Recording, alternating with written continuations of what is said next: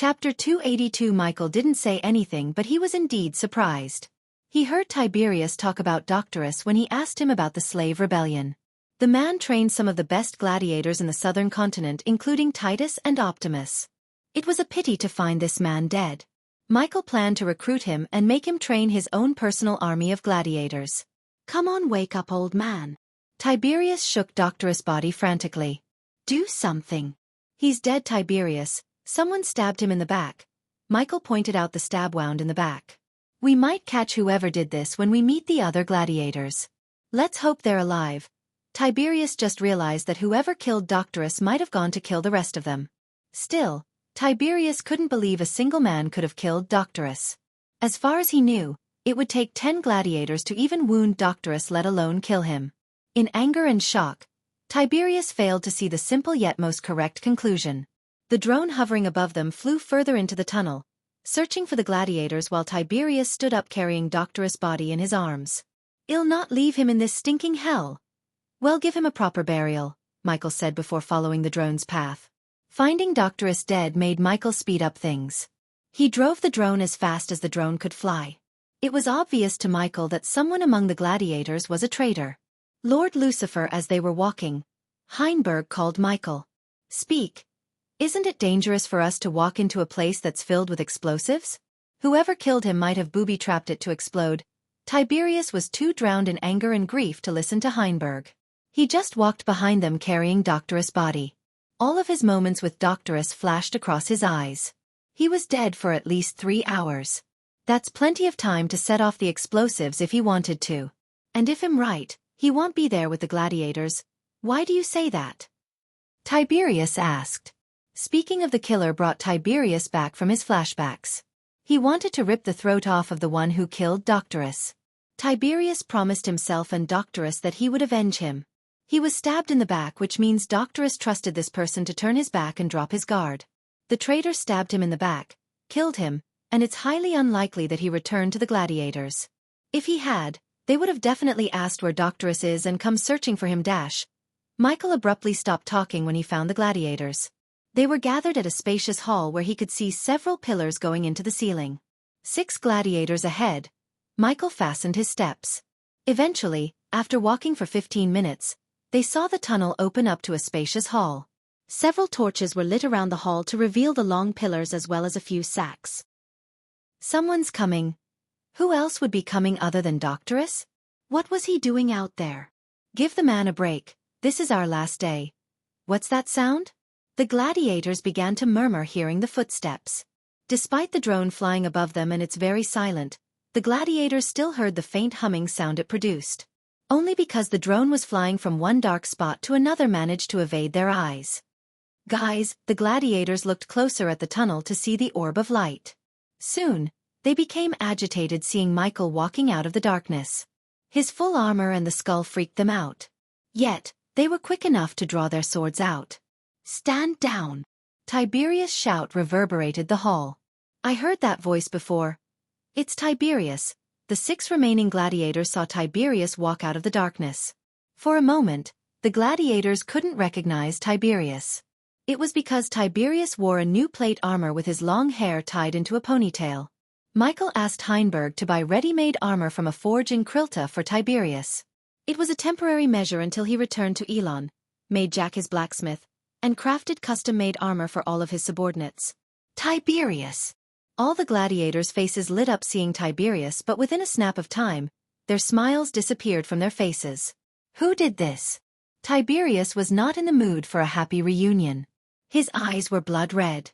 He was basically shivering in anger. Michael and Heinberg could feel the killing intent radiating from Tiberius. Michael stared at the gladiators one by one. There were 6 gladiators in front of them. All of them were between 6 feet and 6 feet 5 inches tall with muscular bodies. The commonality between all of them was the burn marks and the scars on their bodies. "What?" "Doctorus," the gladiators mumbled in shock. Their weapons were raised halfway, looking at Tiberius. "Deal with them, I'll take care of the explosives." Michael saw the white clay attached to each pillar. Sensing the heat coming from the clay through his eyes of darkness, he recognized them as the explosives set by Mark. "Is Mark here?" While walking towards the first pillar a couple of meters in front of Michael, he asked the gladiators. The gladiators couldn't care less about the explosives after seeing Doctorus' body. They all knelt beside his body, overwhelmed with grief. "Where is he?" Tiberius put Doctorus' body on the ground, looking around for Mark, yet he couldn't see him. "He was with Doctorus, do you think?" one of the gladiators asked Tiberius. They knew Tiberius well enough to know that Tiberius wouldn't harm his mentor. Hence, they never doubted Tiberius of killing Doctorus, but Mark was another story. Despite Mark's effort to get onto Doctorus' side replacing Tiberius, most of the gladiators didn't trust him as they trusted Tiberius. Of course, many disliked Tiberius due to his quick temper, arguments he had with Doctorus, and cold demeanor, yet they didn't make Tiberius any less trustworthy. He was stabbed in the back. Mark wanted to see the sunrise one last time. We don't know why, but after a few minutes he left. Doctorus went looking for him. Tiberius' killing intent skyrocketed hearing the gladiators. It became more and more evident that Doctorus was killed by Mark. He only didn't know why Mark killed him. "We need to find that son of a bitch." Tiberius took his gaze away from Doctorus' face to Michael, who was staring at the clay mold sticking on a pillar. "I'll rip that bastard to shreds. He's mine." "Fuck blowing up the arena. We need to kill that snake." The gladiators were riled up. They passed the grieving stage to reach the stage where they felt nothing but the pure rage of a gladiator. "I have an idea who knows where he is," Michael said. The white clay sticking on the pillar before him seemed nothing special in the naked eyes. At first, Michael thought he would want to ask the system's help to diffuse, but he was wrong. The white clay was a chemical compound, which meant it related to alchemy. Combined with his knowledge of alchemy and inventor traits, he began to sense how the explosives were made of and how to diffuse them. With eyes of darkness help, he could see the inside of the clay. Unlike most of the bombs on Earth, there were neither wires nor circuits in the clay. Inside the white clay was a word separated through the center by a liquid. Either side of the liquid was filled with chemical compounds that would create a reaction when coming to contact with each other. The liquid was the substance that prevented the compounds from getting mixed. The white clay covering the orb absorbed this liquid little by little, hence working as a timer. System: I need a syringe filled with coconut oil. 50 badass points. Do you wish to buy it? Yes, the liquid just needed to be non-reactive to either of the substances in the orb. Compared to the liquid already inside the orb, coconut oil was a much better option. In a flash, 2 syringes appeared in Michael's hand. One was filled with coconut oil whereas the other was empty. Michael gently sent the needle of the syringe filled with coconut oil into the line where the liquid was. He pressed the syringe head as the liquid line began to get filled with oil. After refilling the liquid line, Michael sent the needle of the empty syringe through the clay towards one of the substances before gently squeezing the substance into the empty syringe. It took Michael a couple of seconds to completely remove the substance from the orb. After he took out the chemical compound, there was no substance for the other one to react with. Thus, the explosive was reduced to nothing but slightly hot clay. "You're coming with me." Michael pulled out the clay from the pillar before storing it in his space ring. He wanted to study the explosive further to make some changes to it so he could use them in the future instead of buying explosives from the system as he did. I split the chapters into 2 to make them interesting and less draggy. Also, the Southern Continent arc is coming to end with a bang. Chapter 283. Morning arrived as a mother's gentle hand, inviting the dreams of the night to enter the day. The sun painted the horizon with golden light. The songs of the early birds sounded better than any music. It could calm anyone's soul. Waking up to the view of the sun rising on the horizon and the calm sea always soothed Caius' mind. Today was different. Today he was looking at hundreds of nobles gathered around him. Instead of hearing the chirping of the early birds, he heard only the cheers of people who were excited to witness the wedding ceremony of Fabia, the only daughter of Senator Viridius. The arena could simply hold 45,000 people. Because the ceremony was meant for only the richest and the powerful, out of 45,000 seats, only 350 were filled, including the senators. Many nobles from the nearby kingdoms attended the ceremony with their relatives. They were more interested in watching gladiators fight to the death rather than Fabia's wedding. On the elevated stage built for the senators, 8 lavish chairs were arranged in the front line while numerous less fancy chairs occupied the space behind the first line. Among the 7 chairs in the front, 6 were for the senators, 1 for the bride, and 1 for the groom. The rest of the chairs were for the senators' family members. Caius was the first senator to come as he wanted to seat himself on the chair where Lucifer told him to. If everything went according to the plan, this day would change his life forever. Caius walked towards the fourth chair from the right. Standing in front of the seat, he ran his finger on the top rail until he felt a bump in the cushion covering the rail. "Don't worry, Senator, Lord Lucifer, and the Dark Queen will protect you." Maxine entered through the doorway carrying a silver tray with wine cups on top of it. She was assigned as a personal maid, so she had to do these chores to make it look real. The worst part of the job was not serving Caius but having to wear the ridiculous maid uniform. At least she got permission for Lord Lucifer to wear a large hat that helped her hide her embarrassment. "The others are on their way. So look normal." Caius drew a long breath, preparing himself for the big day. As she said, he needed to look normal or the other senators might get suspicious. Although the senators would look friendly to the public, they all hated each other due to the power struggle between them. They wouldn't raise a finger if there isn't a political benefit for them. The mere thought of getting rid of all of the senators made Caius' blood boil in excitement. Following Lucifer seemed a very good move at this moment. "Senator Caius." Caius was just about to reach his hand out to pick a wine glass from Maxine's tray when he heard a familiar voice calling out his name. Maxine turned her head to see a tall man with long brown hair walking towards them with two Spartan soldiers. He was thin as a stick. With his wide grin and bony face, he really looked creepy in her eyes. "Senator Quintes," Caius smiled, but anyone could tell the smile was fake as a unicorn. "Looks like you two has beaten me to it." Maxine saw another man walking behind Quintes. Unlike Quintes, he was rather short and chubby. No Spartan soldiers or relatives could be seen accompanying this man. He came walking alone. "Senator Kiso." Yet again the three senators exchanged fake smiles. "Where is that giant of yours, Senator?" Quintes asked Caius. He completely ignored Maxine. She could see the contempt in his eyes when he looked at her. "Won't he obstruct the view of the wonderful fights?" Caius said with a small grin on his face. "He certainly will," Senator Kiso said, letting out a short burst of laughter. "What did I miss?" The three senators saw Senator Selleck approaching them with his two wives, 3 children, and 2 fully armor-plated soldiers. He was neither too short nor too tall. His golden hair was short just like one of his wives. The second wife was a redhead with a beautiful hourglass structure. The senator and the golden-haired woman seemed like they were in their late 40s, but the red-haired woman looked much younger. One would guess that she was in her late 20s. The 3 children stayed beside the golden-haired woman. 2 of them were young boys in their late teens while the girl seemed a couple of years younger than them. "Look who's here." Senator Aaron's Senator Kiso welcomed the senator's family with a grin. Maxine noticed the genuine smile on Kiso's face. His smile seemed genuine because Senator Aaron's and Kiso were planning to tie the 2 families with a marriage between Kiso's daughters and Aaron's sons. Just like any other continent in this world, marriages were proposed with ulterior motives. They were kind of deals and cared less about the groom and bride's feelings. Even the Winston family arranged a marriage between Noah and Alicia to strengthen their family. Plus, in this world, a man was allowed to marry as many times as he wants. Hence, most of the cultivators and noblemen had a harem of wives. It was extremely rare to see someone like Michael who hated the idea of having a harem of wives. With his reputation and talent, he could have as many beautiful wives as he wants. In addition to his hate towards the harem, Gaia would murder anyone if one wanted to share him with her. "So I see I'm the only one who brought the family," Senator Aarons laughed. The red-haired woman remained expressionless while the others shook hands with the senators before taking their seats. "Where is Senator Viridius?" "He can't be late to his own daughter's wedding." Senator Quintes looked at the doorway expecting Viridius. "Speaking of weddings, where are the bride and groom? And is Senator Marcus coming to the ceremony?"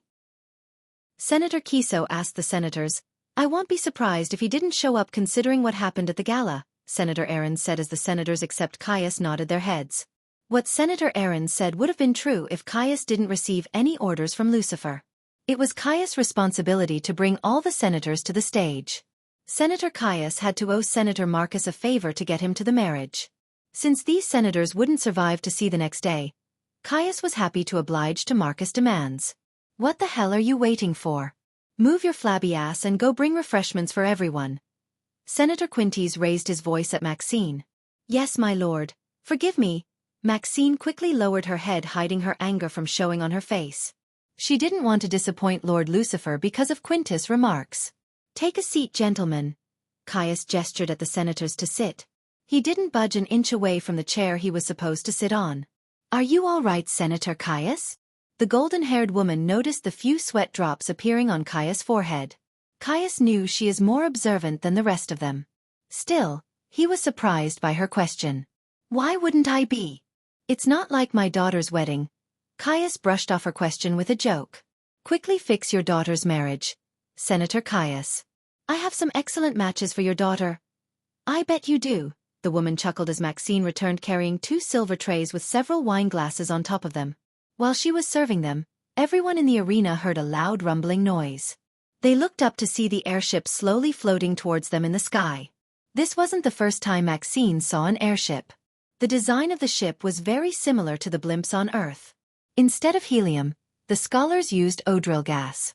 It was produced by heating odril or in extreme heat. The blimp cast a huge shadow on the arena as it was almost 150 feet long, 60 feet high, and 50 feet wide.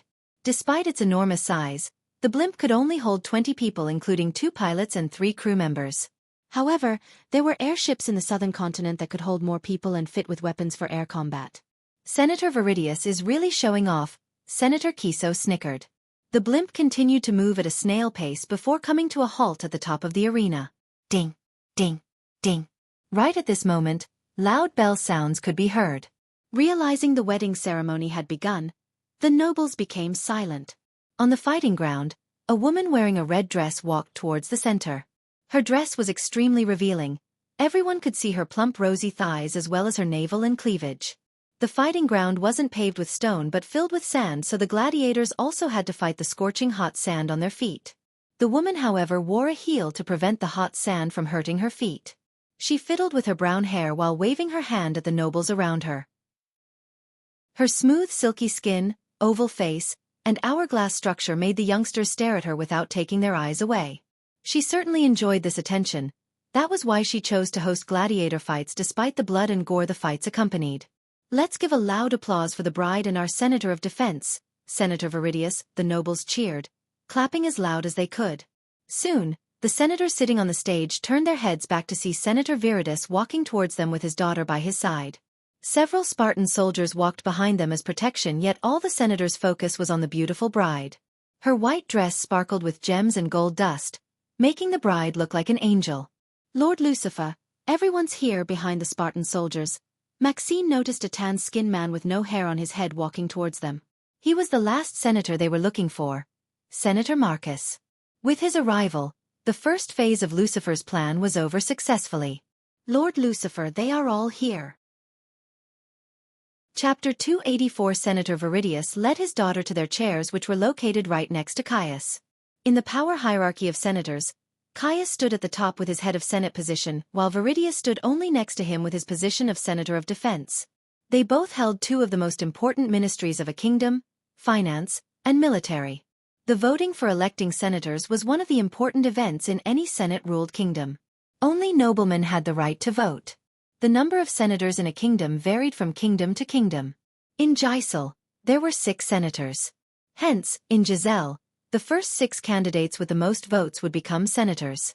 Among them who got the most votes would become the head. The head of the Senate had the power to choose a ministry for himself and assign ministries for the other senators. Caius chose the finance ministry because compared to the rest of the ministries, he could swindle more money in the finance ministry. Defense ministry was the most stressful and problematic one. Therefore, he assigned it to his potential head of Senate candidate, Viridius. Over the years, Caius saw how Viridius is becoming older and older. He rejoiced inside because if Viridius were to die, there wouldn't be any competition for the head position in the future.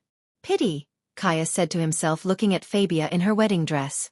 He felt bad for the girl to die on the most important day of her life, her wedding. First of all, let's congratulate Miss Fabia, who is about to become Lady Fabia Herius. The girl on the ground had a metal cube on her palm that amplified her voice loud enough to reach everyone in the arena. The nobles whistled and clapped as Fabia kept waving her hand at them. "Fabia," Viridius gestured at Fabia to seat herself before sitting beside Caius. While everyone's focus was on the bride and Viridius, Marcus took his seat without causing a ruckus. He sat on the last chair from the right beside Senator Quintes. "I don't see the groom, Senator Viridius." Caius leaned towards Viridius. He's taking care of something for me. He'll be here soon, Viridius whispered. Viridius placed a trio of elite killers among Hyrieus' security detail to kill him and the other Spartans. Since Hyrieus didn't make it to the wedding or his spies didn't see Hyrieus coming out of the barracks, he thought the trio managed to do their job.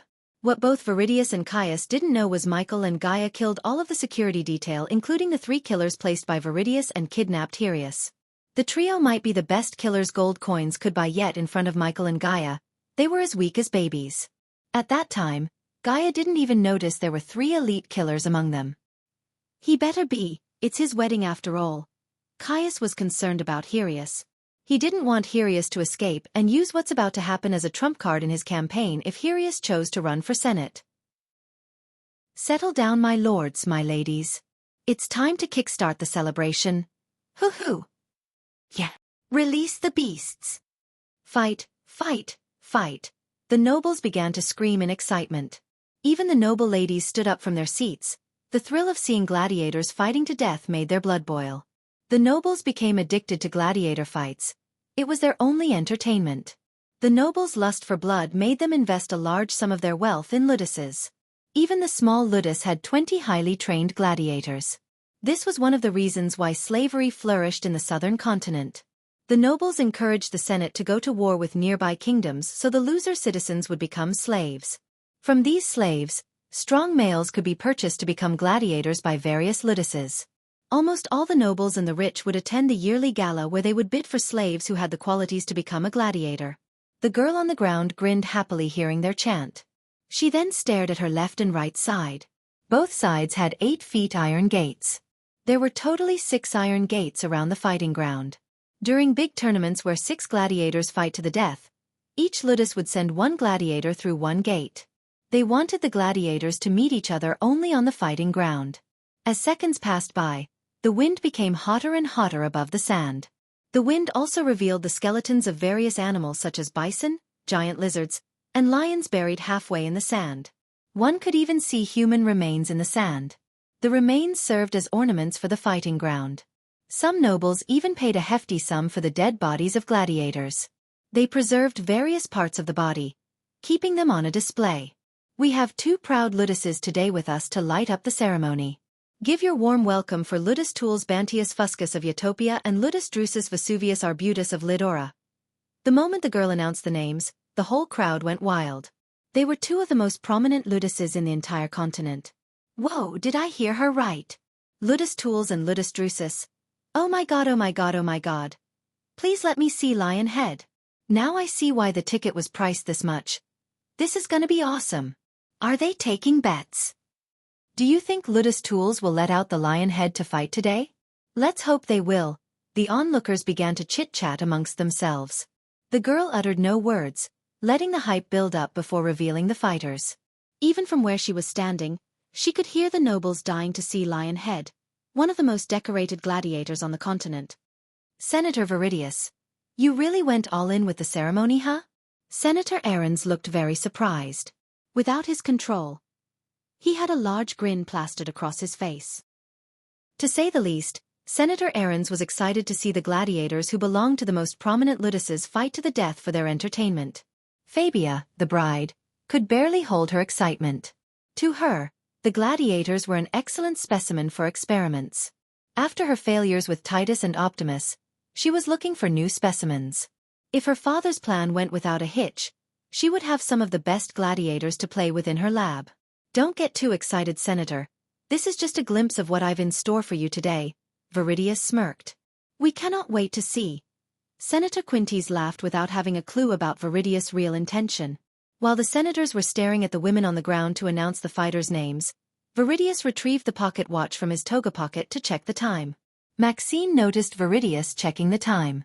She knew he was checking the time to leave the stage when it's time for the explosion. As he was looking forward to the explosion, there would be one, just not at the time he was expecting. I won't take any more of your time, my lords, my ladies. Let's open the gates for Sextus, the eye gouger from Ludus Tullus. The east side iron gate slowly opened as all the eyes fell on the gateway to see the gladiator striding through the gateway. The gladiator wore nothing but leather boxers with metal bracers and leather boots. He stood 6 feet 4 inches tall. Except for the abs, He had clear muscle definition everywhere else. The half-skull he wore as a hat on his head freaked out some of the people. As he was striding towards the center, he kept licking his bronze mace. The sweet scent of woman's flesh, taking his tongue off of his mace, Sextus licked his own lips staring at the announcer girl. She tried her hardest not to show the discomfort on her face. And from Ludus Drusus, I welcome Lars. The lightning whip, the west side gate slowly creaked open, getting all the attention. Crack, crack, crack. Gradually, they all saw a tall figure walking through the gateway, making cracking sounds along the way. Lars was not as muscular as Sextus. He had a lean body. Instead of a sword or any typical weapon made of metal, he had a long barbed whip in his hand. Hence the nickname Lightning Whip. As he was walking towards the center, he kept attacking the ground with his whip. Each time he swung his whip, it produced a high-pitched cracking noise. I thought there'll be more audience, Lars said disappointedly looking around the nobles. It's good for you. Because less crowd means less embarrassment for you when I gouge out those pretty eyes of yours, Sextus taunted Lars. He raised his voice loud enough for the metal box on the girl's palm to amplify his voice. The nobles became excited hearing Sextus. The more blood and gore, the better for the nobles. Fight! Fight! Fight! Fight! The nobles began to chant again as the announcer girl took a step back before the two gladiators started to fight. I won't take any more of your time, gentlemen. The battle will begin after the bell sound. It took the girl a couple of minutes to reach the end of the fighting ground. Reaching the end, she opened up the wooden door that revealed stairs to the upper levels where she could see the fight from an elevated position. The two gladiators didn't dare to start fighting before the bell sound. It was prohibited. In the best-case scenario, they would be starved for a week, and in the worst case, they would receive a minimum of 200 whip attacks, starvation for at least 2 weeks, and battle beasts. For gladiators like them, fighting the beasts with starving stomachs was equal to a death sentence. Therefore, they patiently waited for the bell to ring. Human, are you ready to blow this thing up? At that moment, Gaia was watching the two gladiators from the sky. She wore a white dress to blend in with the clouds in case someone looked at the sky. When you're ready, an evil grin emerged on her face after hearing Michael. Chapter 285. Lars and Sextus were standing on the fighting ground center with a few meters distance between them. The nobles could feel the hot air radiating from the sand in the fighting ground. Coupled with their excitement, they began to sweat more than the gladiators themselves. Ding, ding, ding. Finally, the 3 bell sounds reverberated the arena. The moment the bell sound appeared, the nobles screamed as loud as they could. Crack! Lars immediately whipped his whip at Sextus before leaping back. The whip was effective in long-ranged combat, hence Lars leaped back to create a distance between them. Sextus barely dodged the barbed whip. It scraped the skin off of his shoulder. Getting his skin peeled off was extremely painful, yet Sextus didn't let the pain slow down his movements. The blood splattered on the hot sand, producing a faint shhh sound. Lars kept whipping the barbed whip at Sextus, trying to stop Sextus from getting close. Just like his nickname, Lars' whip was lightning speed. Arg! Sextus screamed. Not in agony but in anger. The agility of Lars and his quickness of attacking him made Sextus madder and madder. From the battle started, Lars had the upper hand. He was agile, quick, and kept attacking Sextus with deadly accuracy. The nobles were on the edge of their seats. Whoa, Lars is really good. No shit, look at Sextus. All messed up. Why is it that brute not getting close? He's trying but that scrawny one is not letting him. I never thought a whip could be this effective and dangerous. The onlookers had different opinions about the fight. Most of them, however, favored Lars. They were right, as even Gaia, who's hovering in the sky, favored Lars to win the fight if the two gladiators continued to fight. Every one of them could see Sextus slowing down due to the wounds he suffered. Kill! Kill! Kill! A group of noble youngsters began to chant. One could see the blood lust on their faces. Their chant riled up Lars as he began to attack Sextus more violently and frantically. The cracking sound of the whip became louder and louder. Sextus' body was painted with his own blood. His flesh and blood splattered across the hot sand. Since he blocked the whip with his hands, they suffered the most. One could even see the vague outline of the bloodied bone in his hand as the barbed whip peeled off the skin from his hands. Arg! Sextus screamed once again, but instead of dodging or blocking the whip, he let the barbed whip wrap around his ribcage. Lars was stunned to see Sextus from his guard. Soon he realized why he did that as Sextus grabbed the barbed whip tightly. The barbs on the whip penetrated Sextus' palm as blood oozed out of his hand. Nonetheless, Sextus didn't let go of the whip. He held on to it as tight as he could. Shit, Lars tried to pull the whip away from Sextus, yet he simply couldn't. Everyone misjudged Sextus' ability to endure pain. Just when they thought Sextus couldn't win against Lars, he used his wit to overcome Lars' agility. Inch by inch, Sextus moved towards Lars while holding on to the whip. He gritted his teeth in pain as his eyes turned bloodshot. Even his brown skin became paler due to the blood loss. How is he doing that? This is awesome. Look at all that blood. Lars is doomed. The nobles loved the blood and gore, unlike Gaia or Maxine. Gaia had no love for the human race, yet she hated seeing two humans fight to the death for the sake of the nobles' entertainment. In the other continents, cultivators often held competitions like this. However, those cultivators didn't fight for others' entertainment. Rather, they fought for rare resources, treasures, and gold coins. Plus, almost all those competitions had the option of surrendering. If one decided to surrender, there were no consequences except they would not get the said prize. Human, are you sure we can't blow these assholes to hell? Gaia creased her brows in disgust looking at the nobles. Enough playing around. I'm out and Maxine is ready. Blow them up, she heard Michael's voice in her head. Meanwhile, Sextus had successfully come closer to Lars. He was just a meter away from Lars, who began to slightly shiver in fear. Pretty eyes despite the pain. Sextus licked his lips with an evil grin on his face. His blood-covered teeth made his grin even eviler. Fuck dash, Lars cursed, realizing he would die a horrible death if he kept holding onto the whip. Therefore he tried to let go. Where are you going? Sextus quickly grabbed Lars by his neck before Lars could step away from him.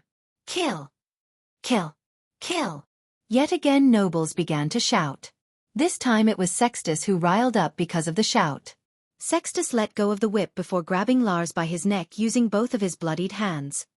Let go. Lars wiggled frantically to escape Sextus' hold. Soon, Lars felt his feet getting higher and higher from the ground. Lifting Lars by his neck, Sextus quickly moved forward to lick Lars' cheek. He took his time licking Lars' face. Many noblewomen frowned as it was pretty disgusting to see Sextus licking Lars' face. Nonetheless, many nobles enjoyed this kind of freaky stuff. Who wants to see some eyes? Sextus shouted loudly. His voice reverberated the arena. Kill! Kill! Kill! This time, almost all the nobles except the senators stood up from their seats in excitement. They threw their hands up, screaming at Sextus. Boom! Just when Sextus was about to gouge Lars' eyes out, the elevated stage where the senators were enjoying the fight exploded, producing an ear-piercing loud booming sound. A small mushroom cloud of fire appeared above the stage where they were sitting. The blast wave was so powerful that it even knocked down Lars and Sextus. The arena shook as pieces of marble stones crumbled down from the arena's walls. To the sound of the explosion came the terrible echo, as if it were the anguished cry of God. Oh my God! Few nobles were quick to react as they began to scream. Wait. Immediately someone activated the fire alarm that produced loud crying noises. Gladiators, Spartans as well as legionary soldiers came rushing through the gates and doorways to save the senators. In addition to fire that burned with red-hot flames, the dust cloud enveloped the nearby area of the stage. It prevented the nobles from seeing what's happening inside the flames. Inside the bomb site, Caius was lying on the ground sideways. His vision blurred while he could not hear anything but a high-pitched whistling sound. He could vaguely see a few figures lying in front of him. He couldn't make out the identities. In addition to the smoke and flame, he could see pieces of flesh and bones. Feeling the dizziness overcoming his senses, he tried not to close his eyes. Caius felt a sharp pain in his shoulder. He let out a sharp cry. In a few seconds, his brain realized the sensation of a hand on his shoulder. He tried to turn his head, yet the injuries prevented him from doing so. Take him to the doorway and make sure they find him first. Caius could barely hear the words. Swallow this. The next second, Caius felt a figure pushing a pill into his mouth. Although his vision was blurred, he could see the face of Maxine. The moment the pill touched his tongue, he felt a cool sensation all over his body. The pain started to become less while his vision slowly cleared up. Gaia stood among the wreckage searching for any survivors except Caius. After she had given the healing pill, Maxine dragged Caius towards the doorway. The two of them made sure the doorway was clear so the Spartans could find Caius quickly. Although the smoke hindered her eyesight, she could see no bodies moving. The explosion was more powerful than she initially expected. There were no intact dead bodies as she saw several limbs and body chunks lying around. At first, she thought she would feel pity for these people, but after seeing how they enjoyed the gladiator fight, she felt nothing. Save the senators. Move, move, move. While she was looking around for survivors, although it was highly unlikely someone would have survived the blast, she heard people rushing towards the wreckage. Doc Queen, it's done. Maxine came to her side.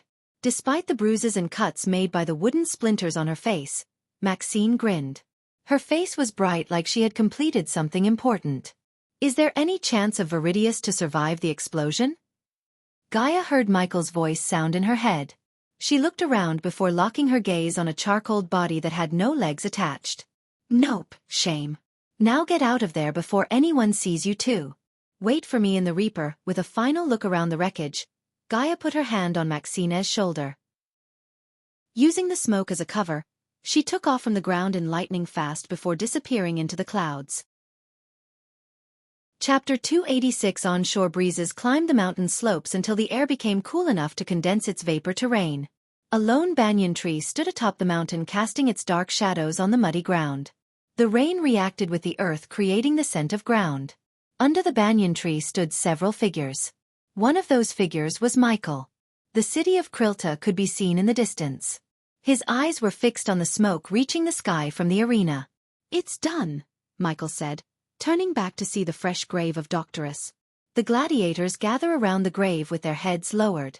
They paid their last respect to Doctorus in silence. Michael walked to the grave, kneeling on one knee in front of the grave. Regardless that he knew nothing about the man, he respected him because he deserved it. He started this rebellion against the nobles. He fought for freedom and died a free man. Michael paid his respect by grabbing a handful of soil and pouring it again onto the grave. It was a gesture of respect, also a sign of forgiveness for what he was about to do. The gladiators, including Tiberius, stared at him as Michael stood up. They all noticed the smoke, except they were not in the mood to rejoice. The loss of Doctorus was too overwhelming for them. They were ready to sacrifice themselves, yet they never imagined Doctorus would be murdered by one of them. You know why he left you at the camp instead of taking you with us? One of the gladiators asked. The sound of thunder rumbling, as well as the flashes of lightning, accompanied them along with Tiberius' silence.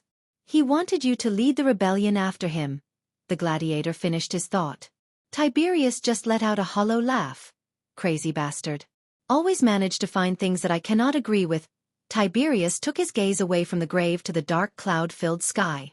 He closed his eyes, letting rain droplets wash over his face. I'm no leader. I never was and never will be. What we need is a leader who could do the impossible. Tiberius gave a long and hard thought about this. Although he only knew Lucifer for a short amount of time, he saw what Lucifer is capable of. For instance, he just killed every senator except one with no casualties on his side, where Doctorus' plan included them getting blown to pieces with the senators. You know, before I met you, I met Doctorus. Tiberius' brows arched up while the four gladiators looked at him bewildered. I made the same offer as I did to you. Follow me and I'll help you cleanse this continent. He was a warrior to the core. There was no fear in his eyes. The gladiators couldn't help smiling. He said, looking into my eyes. He would rather die a free man than become a slave once again. Sounds like him. Tiberius smiled. The fact Lucifer went to Doctorus before coming to him didn't surprise him the least. If he was in Lucifer's shoes, he would have done the same. After all, Doctorus was a far better warrior and a man than him. I respected his wish, but it's a pity that he put his trust in the wrong man. Now it's time for you four to make the choice for yourselves and the entire rebellion. Before they could give it a thought, Michael activated the runic teleportation to teleport back to his ship. The sudden flash of light made the gladiators close their eyes. When they opened them, they were standing on a ship. There was nothing but the ocean surrounding them. In the distance, they could see the familiar docks where they initially landed with Doctorus. What just dash? You whack. You whack. Since this was their first teleportation experience, they immediately felt everything inside their stomach making a return trip towards their mouth. They rushed towards the ship's edge to throw up in the ocean. Tiberius tried to fight the vomiting sensation, yet after a few seconds, he too ran towards the edge. Michael or the crew members were nowhere to be found on the upper deck. He wanted the gladiators to discuss in private. A few minutes passed by before they finally moved their heads away from the ocean. Including Tiberius, they drew a few deep breaths. How did he dash? No idea, Tiberius answered before even the gladiator could finish his question. But that's another reason we should follow him, Tiberius said, looking at the four of them. They seemed reluctant. While they were staring at Tiberius to continue, he retrieved a small pouch and a parchment from the side pocket of his black breeches. Tiberius tossed the parchment at one gladiator while the pouch at another gladiator. Most of the gladiators were soldiers before becoming a gladiator, so they had basic training in reading and writing. The gladiator who opened the pouch raised his brows as his mouth opened wide. Is this for real? The same startled expression could be seen on the gladiator's face who just read the parchment. It is, and what's in the pouch is only 10% of what he's paying me. The gladiators were dumbstruck because they could tell that there were at least 100 gold coins in the pouch. Even a Spartan soldier wouldn't receive 100 gold coins per month, let alone a gladiator. Also, it wasn't 100 gold coins but 1,000 gold coins per month according to Tiberius. They certainly couldn't believe him. I know it's hard to believe, but this is real. Fuck that money for a moment. I'm not asking you to trust him. I'm asking you to trust me. He don't fucking need us. If we want to avenge Doctorus and make his dream come true, we need him. Tiberius paused for a moment before continuing. Look, you saw what he's capable of. He just killed the senators of Xianxia without a single casualty while you dumbass went on with a suicide plan. The gladiators had a mix of emotions emerging on their faces. They were shocked to hear that Lucifer killed the senators without a loss while feeling slightly ashamed of their suicide plan. Don't make the same mistake Doctorus made. We need him. He's gonna change this place with or without us. I've already made my decision to follow him. It's time you made yours. I'll give you 10 minutes to decide, as he said. He turned back to walk towards the captain's cabin where Tiberius hoped to meet Michael. After taking a few steps he stopped. And keep the gold for old time's sake. Michael was currently sitting on his throne behind the oak table as Gaia rested on the sofa comfortably. On the table, the map of the southern continent could be seen. A jade dagger was striking into the map where Xianxia is located. The dagger was an indicator that Xianxia is in his control. Behind the skull mask, he was smiling. He left a spider with the gladiators. Through the spider, he could hear everything they were talking from his throne. Recruiting Tiberius proved to be a good move, as what he said to the gladiators made them change their minds. Of course, they wouldn't completely trust him. It was expected of them. He didn't want them to trust him. He wanted them to trust Tiberius. Thank you, Doctorus. He thanked Doctorus in his mind for giving him an army. Everything he told the gladiators about him meeting Doctorus and offering him a deal was nothing but lies. He had neither met nor talked with Doctorus. He just used Doctorus' death to his advantage. His lies put a seed of doubt in the gladiators' minds. They would have certainly wondered whether Doctorus would be alive if he decided to follow Lucifer. Because of his lies, it was highly likely that the gladiators would choose to follow him, wanting to avoid the mistake of Doctorus. Knock, knock. Come. The door opened after Michael's word. Tiberius entered the cabin door. What have they decided? Like he heard nothing, Michael asked Tiberius. Unless they have shit for the brain, they will agree to follow you. Good. Maxine will arrange passage for your people to reach Xianxia from the Grey Mountains safely. At the time they reached Xianxia, Caius would have announced that he's abolishing slavery in Xianxia. If you want, you can wait till he announces it and bring your people in small groups. Tiberius was speechless. The rebels had to pay in blood to keep the nobles at bay and run the rebellion, yet in a couple of days, Lucifer managed to do what they couldn't do for 3 years. He knew Lucifer's plan. Even so, seeing it getting executed without a problem stunned him completely. He only wished Doctorus should have been here to see the rebellion finally moving forward towards the goal. Can we really trust Caius? He's noble to the core. What if he changes his mind? Well, kill him. Gaia waved him off casually.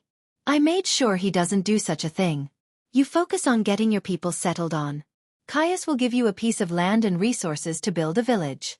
After he reforms the Senate to my liking, the village will receive further support to become much more. I gave them the freedom they were fighting for. From now on, their fate is in their hand. With conquering Xianxia, he finished everything he intended to in the southern continent for the time being. He knew the Hydra would become a godlike existence in the future beside Nightmare. In addition to the gladiator army, he had an undead army waiting for him outside the pyramid, his second base of operation. The whole undead island had become his domain. Soon after Caius forms a new senate, he would get a small fortune of gold coins regularly as another revenue for his future wars. It's time to go home, Michael said to himself. Chapter 287. What should I wear? Michael was rummaging through the system store to find new clothes to wear. Currently, he was wearing his Lucifer armor. When he returns to Elon, he knew he should wear new clothes instead of the usual Blade or Neo costume. How could a badass wear the same clothes every day? Instead of choosing a movie costume, Michael wanted to wear something suitable to this world, medieval-style clothing. With his buffed body, no matter what he wore, it would make him extremely good-looking. Plus, unlike before, he now sported a stubble beard to further his handsomeness. Before he departed to Elon, he only needed to cut his hair short as his raven black hair had grown past the shoulder length. In front of his eyes, there were varieties of clothes such as tunics, shirts, braids, metal chains, long coats, and long sleeves. Show me all the long coats. Only black ones, right? Of course, the system filtered the long coats using Michael's parameters. Soon, numerous black coats appeared before him. There were regular trench coats with fur collars, double-breasted trench coats, and a few other variations of long coats. After a few minutes of pondering, he ended up picking a black trench coat with no fur collars. The coat almost reached his feet. It had a mix of medieval and modern vibe to it. Do you want shirts and trousers to go along with the coat? Shit, I sound like a salesgirl in a clothing store. The system murmured as Michael chuckled. Nah, give me a turtleneck, trousers, and suede boots. Make them all black. Aren't you forgetting something? The dual sword sheath. Let me first get 2 new swords to my liking. Michael's 2 swords were degraded, losing most of their sharpness. Because Michael knew nothing about Jack's death, he was still planning to make Jack a blacksmith and forge 2 new swords. Everything will cost you 6,000 badass points. Do you wish to buy them all and store them in the system storage? Ill them all. Do you wish to buy the same set of clothing for Gaia? I'll cost you additional 1,000 badass points to remodel the clothing to fit her. She already has enough doubts. Getting new clothes out of nowhere is an unnecessary risk. For now, I'll take her to the best clothing store in Elon. After everything they went through, Michael wanted to take a long break to clear his mind. Going on a date with her seemed like a good idea to him. He worried less about the championship tournaments because he was extremely confident in his ability to win the tournament. Although he was at the core formation level 5, the first energy he absorbed from the Hydra egg upgraded his skills to the point his real strength reached level 9 of the core formation stage. To this moment, he was in the dark regarding the kills of Nightmare. It was because he was inside the void line when Nightmare killed all the bandits that he never received experience points. In addition to Nightmare, he also never received the experience of Arius kills. Eventually, Michael exited the system. He was still sitting on his throne. He was not alone. In front of him stood Gibson, Maxine, Tiberius, Heinberg, and Gaia remained by his side. I have tasks for each of you to finish while we're away, as he said. He turned his gaze towards Gibson. You said the seas out here are plagued with rogue pirates. I want you to hunt them down. Offer them the choice to join our ranks. If they refused, kill them all but try not to damage their ship too much. His plan was to become a pirate lord. To become one ship was not enough. He needed a fleet of ships. Rather than building or buying new ships and crews for a new fleet, he planned to make the rogue pirates join his ranks by force. Use this to repair the Reaper and resupply the cannons. Michael pointed at the small chest on the corner of the table. It contained a chunk of wealth he obtained from Lar's ship when he first reached the southern continent. As you wish, Lord Lucifer. Gibson showed no hesitation in his face. The Silent Reaper was a legendary ship that overpowers most of the pirate ships in a one-on-one battle. To give a fair fight to the Reaper, it would take several man-o'-wars or the pirate lord's ships. Next, Michael looked at Maxine. Travel to the Grey Mountains with Tiberius. Make sure his people reach Jianghu safely. Consider it done, Lord Lucifer. She bowed her head as Michael turned his gaze at Heinberg. Gaia just brought Heinberg from Jianghu with the help of a teleportation scroll. His previous task was to monitor Caius while he was in the infirmary getting treated for the wounds he suffered in the explosion. It was highly likely that the nearby kingdom might try to use the Jaisal's temporary crisis to their own advantage by sending assassins after Caius. I need you to conduct a background check on everyone in Caius' list for the Senate. Put a file on every single one. After that, find the gladiator named Mark. The mere mention of the name Mark made Tiberius' veins pop out in fury. He didn't need any proof to know that it was Mark who killed Doctorus. Initially, he wanted to hunt down Mark himself, but he was talked out of the plan by Lucifer. He needed to be at the Grey Mountains more than on the hunt to Mark. As you wish, Lord Lucifer. Michael felt proud looking at his subordinates. When he first came to this world, he had nothing. Almost a year later, he managed to put a strong foundation to dominate this entire world in the future. He could imagine the people in this room becoming his generals. Powerful generals. His enemies would have to face them before even coming to meet Gaia and him. They would be like the top-level bosses. And put these in your ear. Michael flicked his wrist as tiny earbuds appeared on the table. The earbuds slowly began to float towards each of them except Heinberg, as he already had an earbud to communicate with Gaia and Michael. Always keep them in your ear. Who knows, one day it might save your lives. Gaia snickers evilly to mess with them. All of them knew she has a weird sense of humor. You can all go eventually. After everyone left the room, only Gaia, Michael and Hydra remained in the room. He stood in front of a mirror with a hair clipper that was powered by arch energy. He spent almost an hour in front of the mirror, cutting his hair to perfection. This was the first time he cut his hair since he came to this world. Ow, I like your long hair, she pouted while sitting on the sofa. The Hydra was still asleep after a hearty meal. Currently, 2 tiny wings were sticking out of its back. The wings indicated that the Hydra would be able to fly in the future. He couldn't help wondering how big the Hydra would grow. I like changing my looks often. Don't you want to try new looks? While clipping his long hair, he asked her. Perfection doesn't need alteration. There was an immense amount of pride could be seen on her face. He knew she was right. She was perfect in every way. Among all the women he saw, only Layla could match Gaia in terms of beauty. Thinking about Layla, he wondered what she's doing. He wished not to see her again in his life, even though he knew the odds for that are low. What about your mouth? It's far from being perfect. Michael teased her, expecting her to get mad. Making her mad was one of his hobbies. Fuck yourself, human. She was used to getting teased by Michael. Her lack of anger made teasing a bit dull. In a few minutes, he shortened his hair and shaped his beard to perfection. How am I looking? Michael asked. She stared at him from top to bottom before leaving the sofa to come to him. She put the Hydra on the table. To Michael's surprise, she locked her lips with his while running her fingers through Michael's hair. They savored each other's lips for several minutes before parting from each other. Shall we go home? She asked, licking her lips with an alluring smile on her face. Yes, we shall. The both of them yet again put the masks on to hide their faces. After she gently took the Hydra from the table, Michael closed his eyes, willing the system to activate the runic teleportation. The warm feeling of teleportation rays enveloped them. Either of them couldn't wait to return to the sect. After 4 months, Michael could open the restaurant. He hoped the winter had passed. More than everything, Michael wanted to unlock the demon's soul from the stone. Before departing to the southern continent, the system said that the stone needs at least 2 months to stabilize before opening it. It had been 2 months since he came to the southern continent. Hence Michael knew it's time to let out the demon and take another powerful subordinate. After several seconds, Michael opened his eyes to see the familiar dark walls, sofa, and large bed. Finally, he had returned to the Abyssal. Chapter 288. His room in the Abyssal looked the same as left it before going to the southern continent. He could feel the arch energy in the surrounding air. Compared to the air in the southern continent, the air here felt thicker and clean. If he hadn't gone to the southern continent, he wouldn't have felt the difference. Oh baby, I missed you so much. Gaia leaped onto the bed. She landed back first on the bed while keeping the Hydra closer to her chest.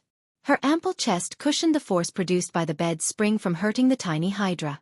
Aha! Each head of the Hydra opened its eyes, yawning. It only took the Hydra a couple of seconds to feel the change in the surroundings. Where are we? The white head and the silver head curiously looked around the room. The black head, however, closed its eyes to sense the arch energy in the air. Just as they were scanning their surroundings, the Hydra began to glow from within. On the left side of the Hydra was white, The middle was silver while the right side was black to match the colors of the three heads. At that moment, all of its body gradually turned golden. The fuck is happening to them? Gaia quickly sat up from the bed when she saw the Hydra glowing. She swooped the Hydra into her hand to feel its body getting warmer and warmer. They are reaching the foundation stage. Michael could see the arch energy fluctuations around the Hydra. The ripple of energy was violent, meaning that the Hydra would soon reach the foundation stage from its current stage. No, they aren't. Gaia frowned because she couldn't see any energy fluctuations around the Hydra. Can't you see the energy fluctuations around them? Michael walked towards the bed. He then sat beside Gaia looking at the Hydra. I see no shit. She looked closer yet saw nothing. Usually one could see the arch energy fluctuations around them. That was how they sensed someone's cultivation level. When the grown Hydra screamed, it messed up the arch energy radiation all over the world. Because of that, one no longer had the ability to sense another's cultivation level. Weird, come with me, Michael stroked his chin. He began to doubt whether it's because of the demon's soul in the pocket dimension attached to his room. Before departing to the southern continent, he placed the demon stone in the pocket dimension. Therefore, he stood up walking towards it. All the three heads had their eyes closed. She gently picked up the Hydra in her hand as she followed Michael behind. Reaching the black door, Michael placed his hand. He felt his hand slightly getting warmer. With a clicking noise, the door slowly opened to reveal the inside. He still had a hard time believing the scenery before him was another dimension. The beautiful water wall flowed from the miniature hill's top, forming a small lake that glistened in the sunlight peeking through the mountain cracks.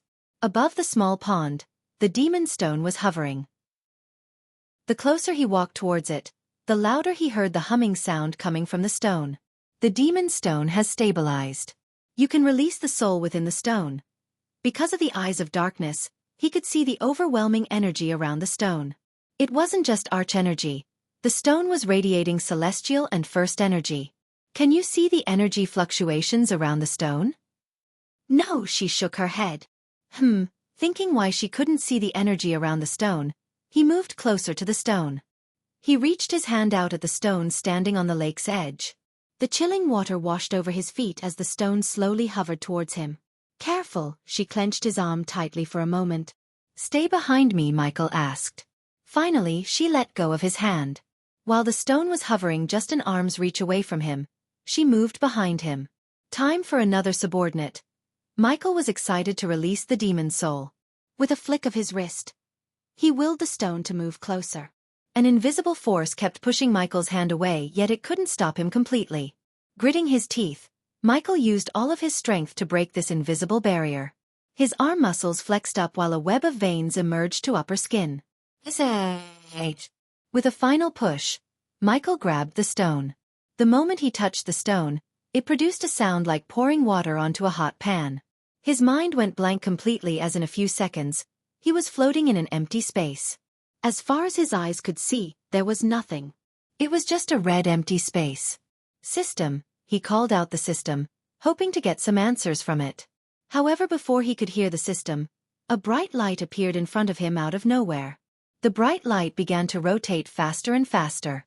In a few seconds, it grew brighter to the point Michael tried to close his eyes.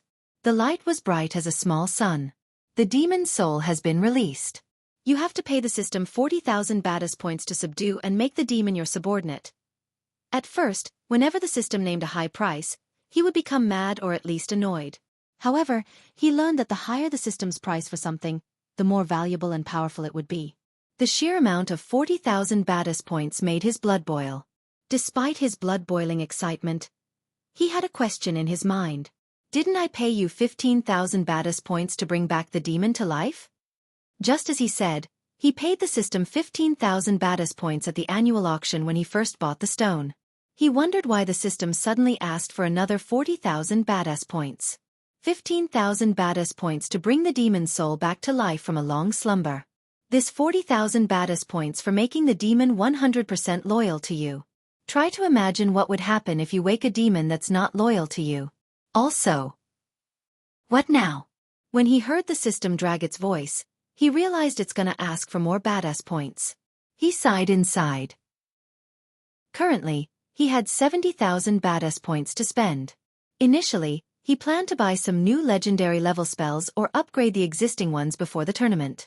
Now it seemed like he just had to go without any new spells. If you throw me another 6,000 points, the system can shape the demon's soul to your liking. Of course, the demon will be in its ethereal form. To make the demon take a physical form, you need to either upgrade the system and buy a body for the demon or find a suitable host in this world. Ethereal for huh? Will it affect the demon's power? Although Michael didn't have any idea about a demon or its powers, he first needed to make sure whether the ethereal form affects the demon in any way before spending 46,000 points. It doesn't affect the demon's power until it reaches the soul refining stage. After the soul refining stage, if you don't give the demon a physical body, its cultivation progress will stop. Also, the demon will be several times powerful when it's in a physical form. Don't tell me the demon will be at the arch sensing stage after I spend 46,000 points? Explain how the demon levels up. Also, I have another question. Since the Hydra and the demon are extraterrestrial species, why are they using this world's cultivation level and energy native to this world instead of harnessing other more powerful energies? As I recall, you said the arch energy is the least powerful energy in the universe. No, the demon will be at core formation level because the demon has lost its power with time, ending up at core formation level. The answer to your next question is survival. To survive in this world, no matter the origin of the species, they need to adapt to this world. Hence, their souls will use what's abundant in this world, that is arch energy. The higher they go in the cultivation ladder, their souls and bodies could harness more powerful energies. How long the demon's soul is in the slumber state? The system level is currently too low to give you an exact time. Just lowball it, at least for 2 million years. Michael was stunned beyond words. Even after losing its power gradually for 2 million years, the demon would be woken at the core formation stage. He couldn't even imagine how powerful it was before entering the slumber state. Alright, take the 46,000 points. I have something special in mind for my demon. Just imagine how the demon should look like and the system will take care of the rest. In a blink of an eye, the badass points amount dropped from 70,000 to 24,000. The very next moment, the empty red space faded away as he was standing at the lake's edge. He quickly closed his eyes, imagining how the demon should look like. He already had an image in his mind. A butler. He was imagining a black suit-wearing butler in his late teens or early 30s. Despite the butler's ethereal form, he wanted the butler to look like a male with blue eyes, shoulder-length black hair, not completely but somewhat resembling the butler character in Black Butler. Chapter 289. 3 days before Michael returned to Elon continent from the southern continent. It was the same day Noah met Layla to give the Witcher Stone. Lady Alden, you can open your eyes. The Witcher Stone is yours. Noah ended his drama after the Supreme Guardian located the energy source. Layla looked at the red ruby on her palm. She could feel the immense power radiating from within. It was not arch energy, it was pure celestial energy. According to her mentor, there were only 3 Witcher stones in the world. She closed her palm as a bright light appeared from her space ring enveloped the stone. The stone then disappeared along with the light. There's no way of finding what's inside her body, at least not yet. The Supreme Guardian talked to Noah telepathically. Do you think we should ask her for something that could help Andrew win the tournament? Noah thought. No harm in asking. Who knows, she might have something. Andrews was Noah's cousin who was saved by Michael. Although Noah and Andrews were cousins, they were more like brothers than cousins. Noah would do anything for his cousin. In all the years Noah knew Andres, he never asked for Noah's help until 2 weeks ago. You can take the talisman and leave, Layla coldly said. Ah, Lady Layden, can I ask something else? Initially, Noah planned to brew a secret potion that would have helped him if he didn't see Ghost's name on the tournament competitors list. Among all his peers, only Ghost seemed to have the ability to beat him. Although Noah hated the fact that he's pretty selfish, Ghost did save his family. If not for him, Noah would have lost his mother, sister, and Andrews. Still, he needed to help Andrews defeat Ghost, and everyone stands in the way to win the main championship tournament. Peyton was betting on Selena and Alex to win the tournament, but deep down, Noah knew it was Ghost who had the most chance to win it. What? I want something that temporarily makes a body-strengthening cultivator a core formation stage cultivator in return for the Witcher Stone. Narita and Johanna stared at Layla's face. The way she looked at Noah was cold, yet she didn't say no to his request right out of the bat. His request might have been impossible to others, but she did know a musical note that would transfer some of her power to the target. If she used the note targeting whoever Noah wanted to reach the core formation stage, he or she would temporarily become one. The only downside was she needed to be in close proximity to the target. I assume you're asking for someone else, Layla asked. Noah was not going to hide the truth. The tournament committee only approved the use of the healing potion. Using anything else to gain an advantage over the competitors was considered a violation, and the violator would be punished severely. Andrews, my cousin. He must win the Elon Championship tournament. You're asking the mistress to help your cousin cheat. Narita lost her cool. Her hands tightly grabbed the Vina. She seemed like she would start to attack Noah any second. Noah wasn't afraid of them. He was sure that Layla wouldn't let her disciples attack the man who just delivered something extremely rare and valuable to her. Layla raised her hand as Narita quickly shut her mouth. Is that what you really want? Noah sighed when he heard Layla's question. In truth, Andrews wasn't a warrior but a rune master. Unlike him, Andrews had no combat training or experience. If Andrews wanted just to compete, Noah might have let him as it would help him get some battle experience. However, Andrews asked Noah to help him win the tournament. Noah tried his best to talk him out of the idea until he heard Andrews' reason behind his decision to compete and win the tournament. Love makes one do crazy things. Lady Alden. Andrews always had my back ever since we were little. It's time for me to return the favor. It's okay if you don't want to help me dash.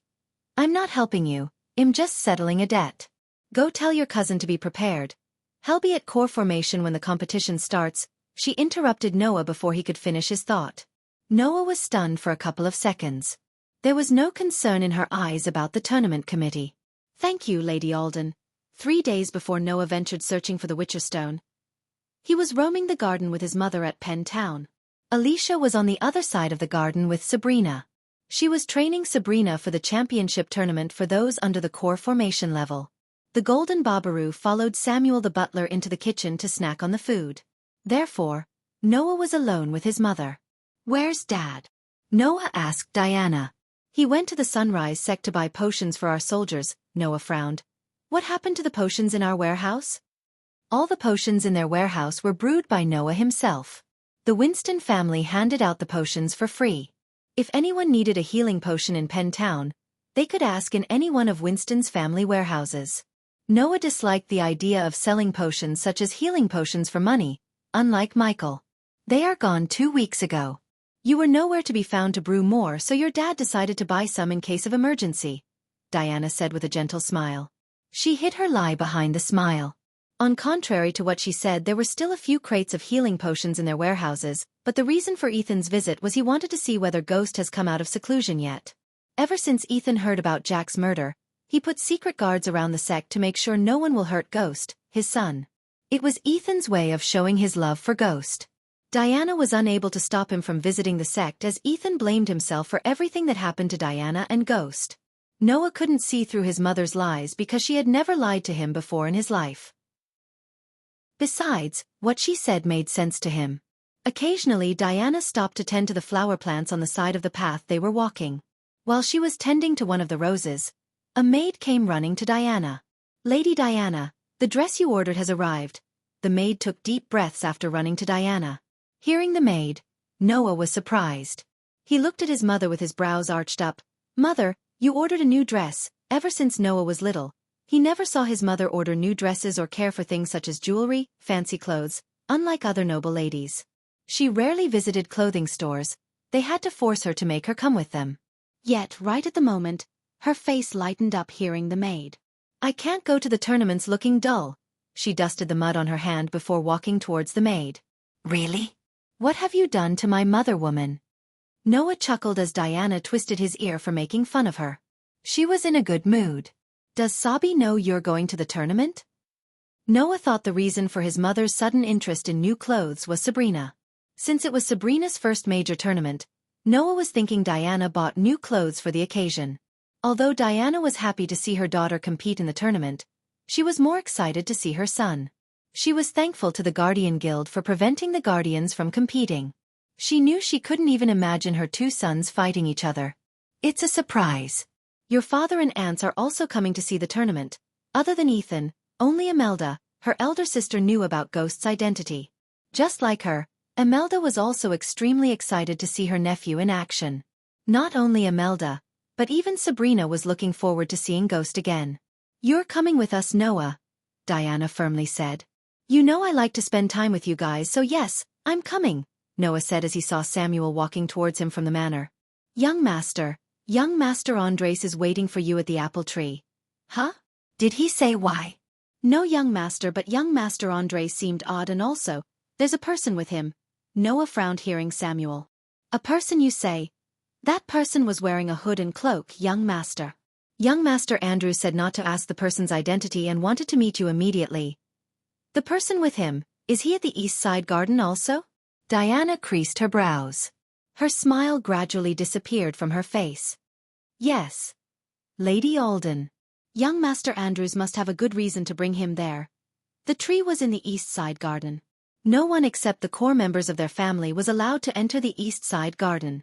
Noah couldn't help wondering why Andrews brought a stranger to the garden without telling anyone else. Go, yet if Andrews was asking for Noah, she knew it must be something important. Therefore, she didn't keep Noah with her as she sent him to meet Andrews. Her instincts told her that Andrews is in some kind of trouble, but she trusted Noah to deal with whatever trouble Andrews was in. After bowing his head towards his mother, Noah made his way to the apple tree.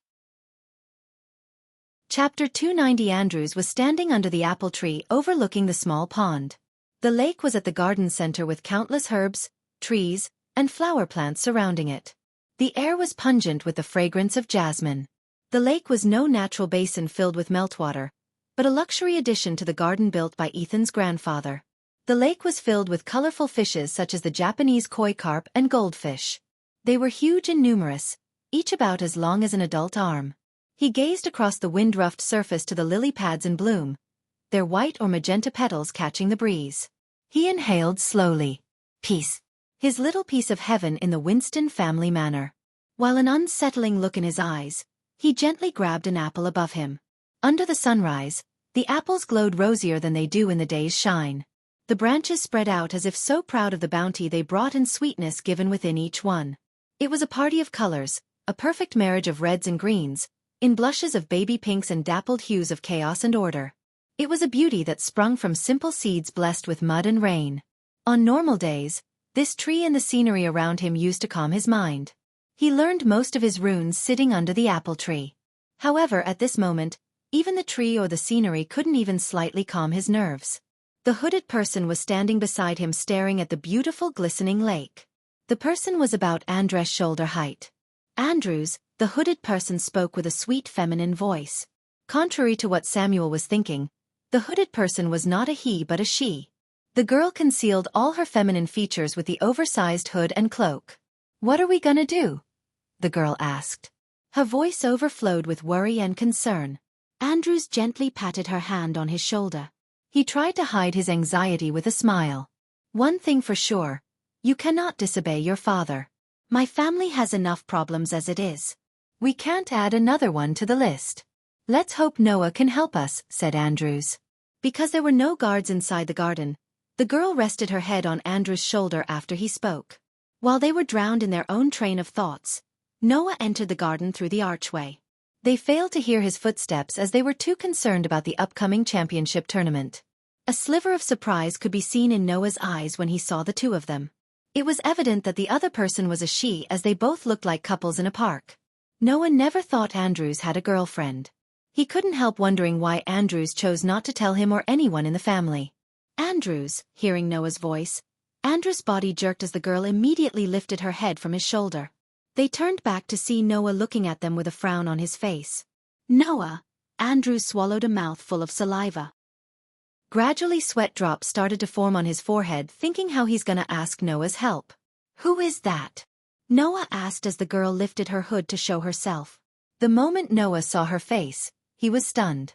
For a few seconds, Noah was speechless. Princess Catherine, the girl in front of him, was the princess of Kingdom Brodia. Noah's stomach churned seeing the princess in their garden with no royal guards around her. The girl had a long face, a small nose, and small lips. Her hazel eyes were narrow with thin eyebrows. The golden silky hair was fluttering in the wind. There were no flaws in her beauty. Every inch of her body was perfect, like it was sculpted by the gods themselves. Guardian Noah. The princess curtsied, showing her respect towards Noah. If this was any other day and different circumstances, Noah would have shown proper etiquette by kissing her hand. Princess, what are you doing here? Where are the royal guards? Noah asked, looking around once again. They are in love. Noah suddenly heard his teacher's voice in his head. The Supreme Guardian chuckled. Noah, I don't know how to tell you. Andrew's voice trailed off as he couldn't get himself to finish his sentence. He knew just by being here with no royal guards, Catherine has endangered herself. If the king found out that she left the castle with no one knowing to meet her secret lover, not only the princess but also the Winston family would be punished. We are in love, Catherine bluntly said. Her voice was clear with no hesitation. Does Aunt know about this, Andrews? After a few moments of silence, Noah asked. Andrews slowly shook his head as Noah looked at Catherine. I assume the king also have no idea about any of this. She remained silent. Thought so, Noah sighed. Just hear us out, Noah. Andrews knew he had to tell Noah everything before he asked his help. With a long sigh, Noah nodded.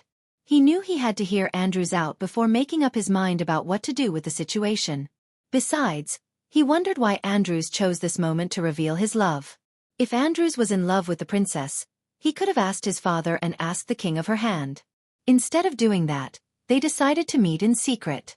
For another 15 to 20 minutes, both of them explained from where they met first to how they ended up here. Apparently, they had met at the annual Rune Masters gathering, and this was not the prince's first time leaving the castle without her guards. She attended the gathering in disguise. According to both of them, it was love at first sight. Noah wasn't surprised by that because Andrews was a talented rune master as well as good-looking. It was understandable that the princess fell in love with him. After their initial meeting, they used to meet often without both families noticing. While Andrews was infected with starpox, she went to Azare searching for a cure. Noah was really moved when she said she would have taken her own life if Andrews had died. She said she would rather die than marry another man in her life. When Noah asked why didn't Andrews ask his father to go to Bredia and ask for her hand, Noah received a surprising answer. Although the Winston family was prestigious enough to ask the princess for her hand in marriage, King Bredia was adamant about marrying the princess to a warrior who could protect his daughter.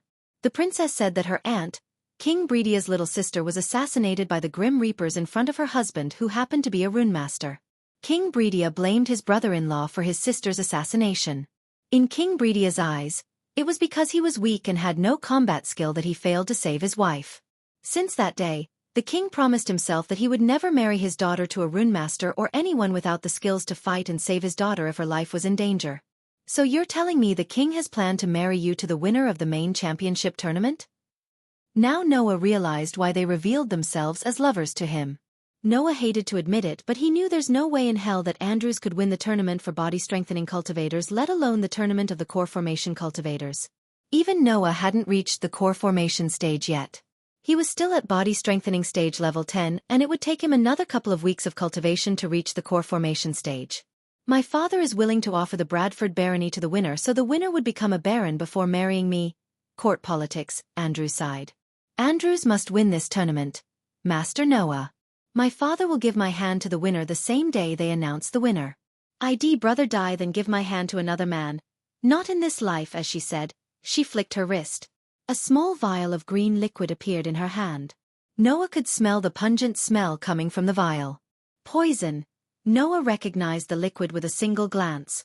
If Andrews don't win this, I will drink this and die. Tears started to roll out of her beautiful eyes. And I will follow you to the afterlife, Kathy. Yet again, Noah was stunned by their words. He couldn't even imagine his loving aunt losing her son. The loss of Andrews would devastate the family, and Noah would never let anything happen to his family. Andrews was like a brother to him, so how could he let him die? A sliver of resolve emerged in Noah's eyes. I'm not supposed to tell you this, but the tournament has been postponed a week from the set date. The committee will announce the news at the end of this week. This gives us exactly 2 weeks to come up with a plan. Postponed, why? Andrews asked. Although this did not solve their problem, seeing Noah agree to help them gave Andrews some strength. The scholars are still working on the device to determine one's cultivation level. It must be God's blessing that the tournament has postponed. Catherine wiped off the tears as a sliver of smile filled with hope emerged on her face. Master Noah Dash. Please, Call me Noah, princess. We are gonna be family. Noah placed his hand on Andrew's shoulder. This was his way of showing his support. Noah's smile filled both of them with confidence and hope. Noah, this might help us. With another flick of her wrist, a parchment appeared in her hand. Noah noticed the symbol of Vina on the mark. Chapter 291. Gaia's brows arched up in shock. White and black smoke was coming out of the demon stone, gradually forming a human form. She always imagined a demon being 8 to 10 feet tall with muscle mountains for the body as well as 2 horns sticking out of its head. However, the figure in front of her seemed human-like. Moreover, the figure looked like a butler wearing a black coat, white shirt, silver vest, and black tie. In her eyes, he was nowhere close to as handsome as Michael, yet she knew if the ethereal form was a human in physical form, he would get many suitors including princesses. She was positive that it's the human who's responsible for the demon's current appearance. The demon butler's ethereal form slowly became brighter and brighter. Both Michael and the demon butler's eyes were closed. She waited for them to open their eyes. While she was waiting for them, the Hydra started to grow in size. It felt like she was holding a hot plate in her hand as the Hydra. Still, she never let go of the Hydra. Do you wish to accept the demon as your subordinate? What do you think, you damn system? The system remained silent, waiting for his obvious answer. Yes, I do, he sighed in his mind. He was too excited to meet his demon butler, so he chose not to bicker with the system. The thought of having a demon for butler made his blood boil in excitement. He never felt this excited since he first realized he has a system and he's in a fantasy world. Congratulations to the host for obtaining a demon subordinate. The demon subordinate has reached 100% loyalty. Congratulations to the host for unlocking the bloodthirsty ability of demon subordinate. The demon subordinate can absorb the blood essence of a living being to temporarily enhance its strength. The more powerful the blood essence, the stronger the demon would grow. Due to the demon's ethereal form, it's completely immune to any physical attacks. You can bind the demon to yourself and one of your bases of operations. No one except half-immortal beings could see the demon unless the host wishes to reveal the demon. Warning. Although the demon is completely loyal to the host, it has its own personality. The system suggests you by the Book of Butlers and basic knowledge of this world for the demon to learn the ways of this world. Does the host wish to buy the 2 books for 3,000 badass points?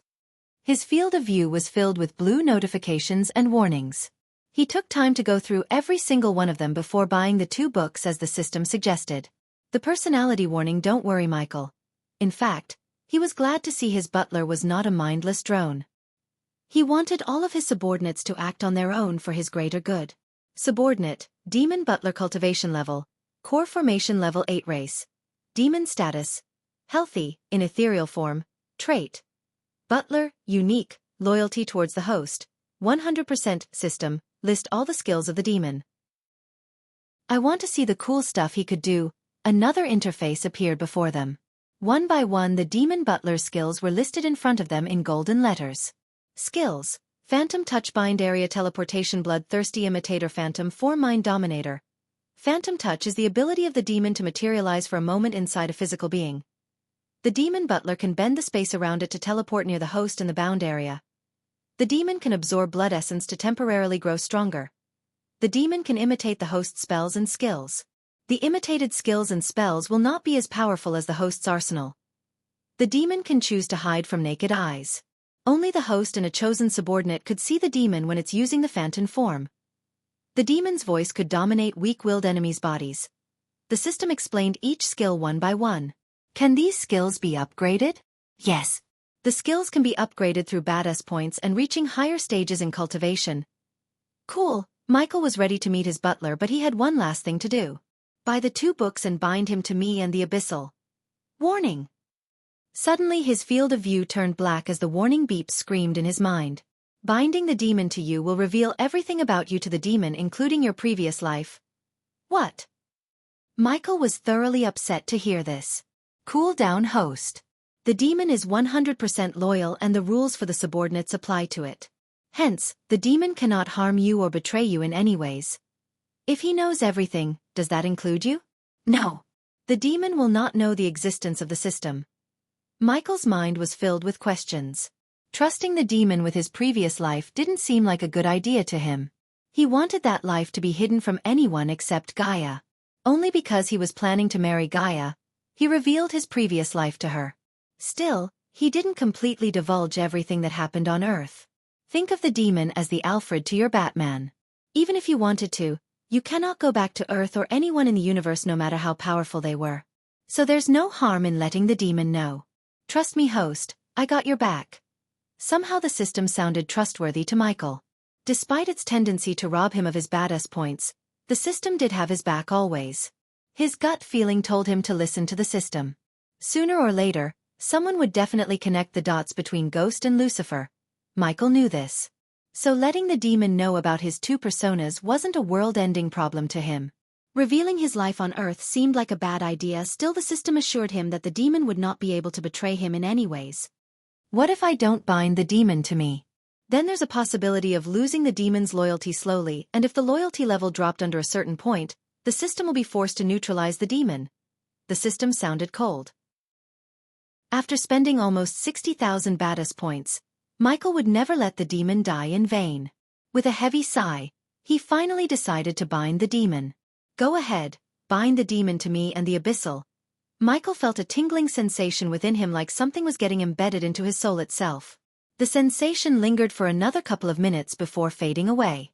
Now you're all set. His field of view got clear of notifications and warnings as he slowly opened his eyes to see a black-haired man in butler's uniform kneeling in front of him. The butler looked exactly as he imagined. Tell me what's going on here? Is he really a demon? Her eyes sparkled with excitement regardless of her doubts. She was used to the miracles performed by him. In her mind, this was another miracle from him. Oh, I forgot to mention, the demon will have no recollection of its memory before entering into the slumber state. So he's like a newborn child, take good care of him. The system expected him to get mad. However, Michael just laughed in his mind. That's good, he was glad that the demon has no recollection of its past. This way, the demon would focus on serving Michael rather than trying to finish whatever business it had before entering into the deep slumber. What the? The system sounded surprising. Michael did not continue to argue with him as he was busy admiring his demon butler. He was perfect, neck-length hair that looked shiny and straight, a body type that was neither too bulky with muscles nor thin, blue eyes that filled with loyalty towards Michael, neatly ironed clothes that looked crisp. In simple words, he was a perfect butler. No one in this world would recognize him as a demon in a million years. Should I address you as Lord Lucifer or Master Ghost, my lord? His voice didn't disappoint Michael. The voice was crisp, rough, mesmerizing, and gravely calm. How did he dash? He had to know everything about me. That's the price I had to pay for waking him. I'm not questioning you, but can we really trust him? He's a demon, for God's sake, she quickly whispered in his ears. You can trust me with your life, Lady Gaia. The butler turned his sharp gaze towards Gaia. Michael never thought the butler would also know her identity. It seemed like binding let the demon know almost everything Michael knew. Whoa, this is fucked up, she stared at Michael as he signaled the butler to stand up. Although the butler was in an ethereal form, it was really hard to notice the lack of physical body. The question is, how do we call you? Michael asked. The three of them stood in silence for a few moments. She was in shock due to everything that happened, while Michael was deep in thinking of a new name for his butler. At the moment, except for the sound of the waterfall hitting the ground, there was no sound. Azazel, Sebastian, Michael and Gaia said at the exact same time. The name Azazel was Michael's while the latter was hers. The demon gawked at both of them with a calm smile. He kept his etiquette like a professional butler. What the hell? I name you Azazel Sebastian. You'll be called Azazel when we're in this form and Sebastian when I'm Ghost and she's Elia. Until we found you a suitable physical body, avoid revealing yourself to the world. Chapter 292. You can call me Lord Lucifer here. Dark Queen would do, the both of them said to their new butler. We can discuss about him later. Now tell me, why can't I sense their magical fluctuations? Gaia asked, gently brushing her hands over the Hydra's warm body. The Hydra remained eyes closed. I think it's his presence that's stopping me from sensing the energy around them. I don't think so. Michael didn't think what she said was true. Oh, they're waking up. Just as Michael was about to ask the system, Gaia saw the heads slowly opening their eyes. They had grown double in size. It was like they had grown from the size of a week-old puppy to a month-old puppy. Now the wings looked more noticeable than before. Shit, I feel good. Me too, the silver head said after the white head. The black head tried to sense the changes in their body in silence. Come on, let's see we can fly. In their excitement, the Hydra failed to notice the demon butler as well as the gazes of Michael and Gaia. The Hydra tried to flap its wings, hoping to take off from Gaia's hand. Aren't they cute? Seeing them bouncing on her hand, Gaia's eyes sparkled. She immediately squeezed the Hydra against her chest, showing them with kisses. Lord Lucifer, do you have any orders for me? Azazel asked. Are you familiar with the Abyssal's layouts? Since I'm bound to the Abyssal, I know this place like the back of my hand. I can feel Dalar and Arya in their rooms. Let's go meet them, shall we? Michael made his way towards the door. I'll bite your face off, woman. The white head cursed Gaia. In Gaia's eyes, they looked cuter when they are mad. Therefore, she continued to caress them before following Michael. Although the ethereal form of the butler let him hover above the ground, he actually moved like he was walking. Lord Lucifer, I should take the liberty of cleaning this place. I might need to borrow a few undeads from Dalar, Azazel asked Michael after noticing the dust-covered walls and floor. By imagining him as a butler as well as making him learn the Book of Butler, Michael had turned the demon into a professional butler. I think you broke our demon. Why is he looking and talking like a butler? Don't you want a demon for your butler? I do, Michael said while walking towards Arya's room, which was the armory, before he turned it into a room to accommodate Arya and her brothers. I hope you'll come to love your life, Azazel, Michael said. Serving you is what I love, Lord Lucifer. Being your butler is the greatest gift a demon like me could get. I like him, Gaia nodded approvingly. Seems like you have a lot to do here, demon, the white head said looking at the walls. I'll transform the Abyssal in a few days, lady. His voice trailed off as Michael halted his steps for a moment to look at Azazel. How may I address the three of them, Dark Queen, Lord Lucifer? As far as I know, you haven't named them yet. She's Iag, he's Sarba, and the black is Cain. Together, they shall be called Vidora. She raised her hand high, beaming with pride and excitement. She made the scene as theatrical as possible with her voice and movements. You just spelled your name backward and named her, and spelled Abra's backward and named him, didn't you? The names sound cool, that's all it matters. She gave a thumbs up to him. The white head rolled its eyes yet did not disagree with its name Iag. The silver head who got the name Saba had sparkles in its eyes. As usual, the black head remained unemotional. Since the names did sound cool, Michael accepted the names. The moment he accepted the names in his mind, a bell sound ringed in his mind. Congratulations for getting a new familiar, Vidora the three-headed Hydra. Ignoring to look at the familiar tab for the time being, Michael came to Arya's room doorsteps. The door was closed, but they could hear sobbing sounds coming from inside. Knock, knock, knock. Michael knocked on the door thrice as the sobbing sound quickly stopped. Who's there? Who do you think? Gaia opened the door to see Arya sitting beside the large bed where her brothers were resting. There were tubes attached to Michael's healing potions running into their bodies. The twins slightly looked better than they were before, as the scars caused by various experiments had almost disappeared from their bodies. Their hair and skin had more shininess, indicating their physical recovery. Lord Lucifer, Dark Queen. Arya quickly stood up from the bed before kneeling down before them on one knee. Rise. Michael gestured to her to stand up. He then walked towards Titus and Optimus. Their bodies and souls are healing faster than I expected, except for fewer scars on their bodies. He saw no difference, yet he lied to make Arya feel better. He planned to heal the twins using the badass points, but unfortunately, he had to spend most of his points on Azazel. Compared to the twins, waking Azazel seemed more important than the twins. What does that mean, Lord Lucifer? Arya wiped off the tears from her face. Her hands and legs shivered looking at Azazel. Just his ethereal form freaked her out a little, so she avoided direct eye contact with him. They are recovering, Arya. You might see them waking up sooner than you expect, but it'll take time to regrow their limbs. Really? Finally, her lips slightly curved upwards, revealing a relaxed smile. Now, have you finished the task I gave you? It had been almost 5 months since he met Matthias, the Broad River sect leader. He ordered Ella to get as many students and teachers as she can and join the Sunrise sect. Arya's task was to assassinate Matthias, as Michael knew he would stand in his plan. I did what you asked, Lord Lucifer. Arya flicked her wrist as an empty vial appeared in her hand. Since Arya was a body refining stage cultivator and Matthias was at the core formation stage, Michael gave a powerful poison brewed by him to Arya to kill Matthias. He didn't say whether to poison Matthias' food or cut him with a blade smeared with the poison because he wanted Arya to think for herself. Good. Practice your combat skills using the netherals. Since your body is adapting to the conditions here, you won't turn into an undead if they bite you. But it will hurt like hell, so avoid getting bitten, Gaia gave a piece of advice to Arya. After seeing how they treated slaves in the southern continent, Gaia had a soft spot for Arya. Yes, Lord Lucifer, she was afraid of the undead. One could see the fear in her eyes. Yet she obeyed his orders regardless of her fears because she herself wanted to get tough. After all, she promised herself that she will never let anyone hurt her family ever again. After giving Arya her next task, Michael left the room. While walking through the corridors towards Dalar's room, Gaia turned her gaze at Azazel to see him open and close his mouth like he had something to ask but not sure whether he should. Do you have something to say, Azazel? Gaia asked. I prefer you speak your mind, Azazel. Michael didn't stop or turn back but said while walking.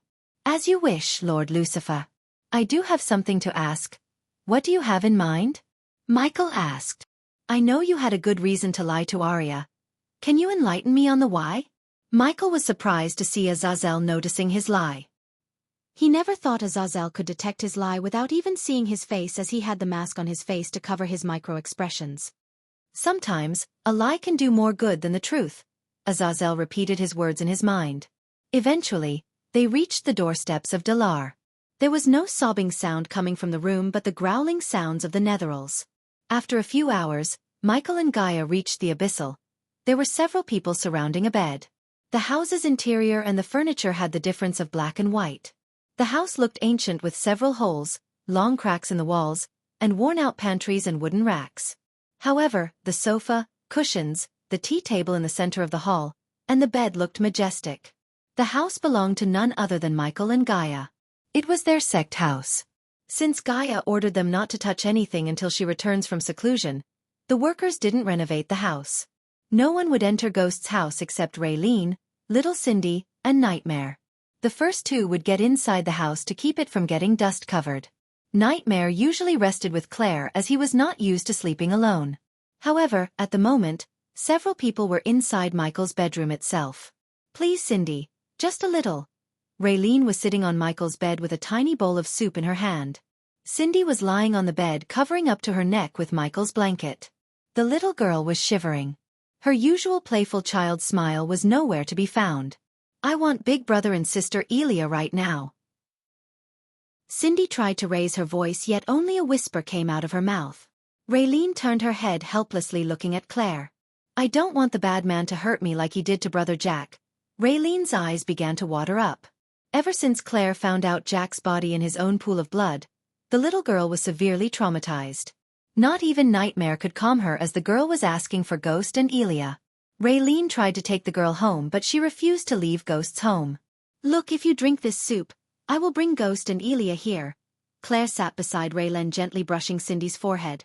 You said the same thing yesterday, Cindy sobbed while tightly holding onto the blanket. Sect leader Claire.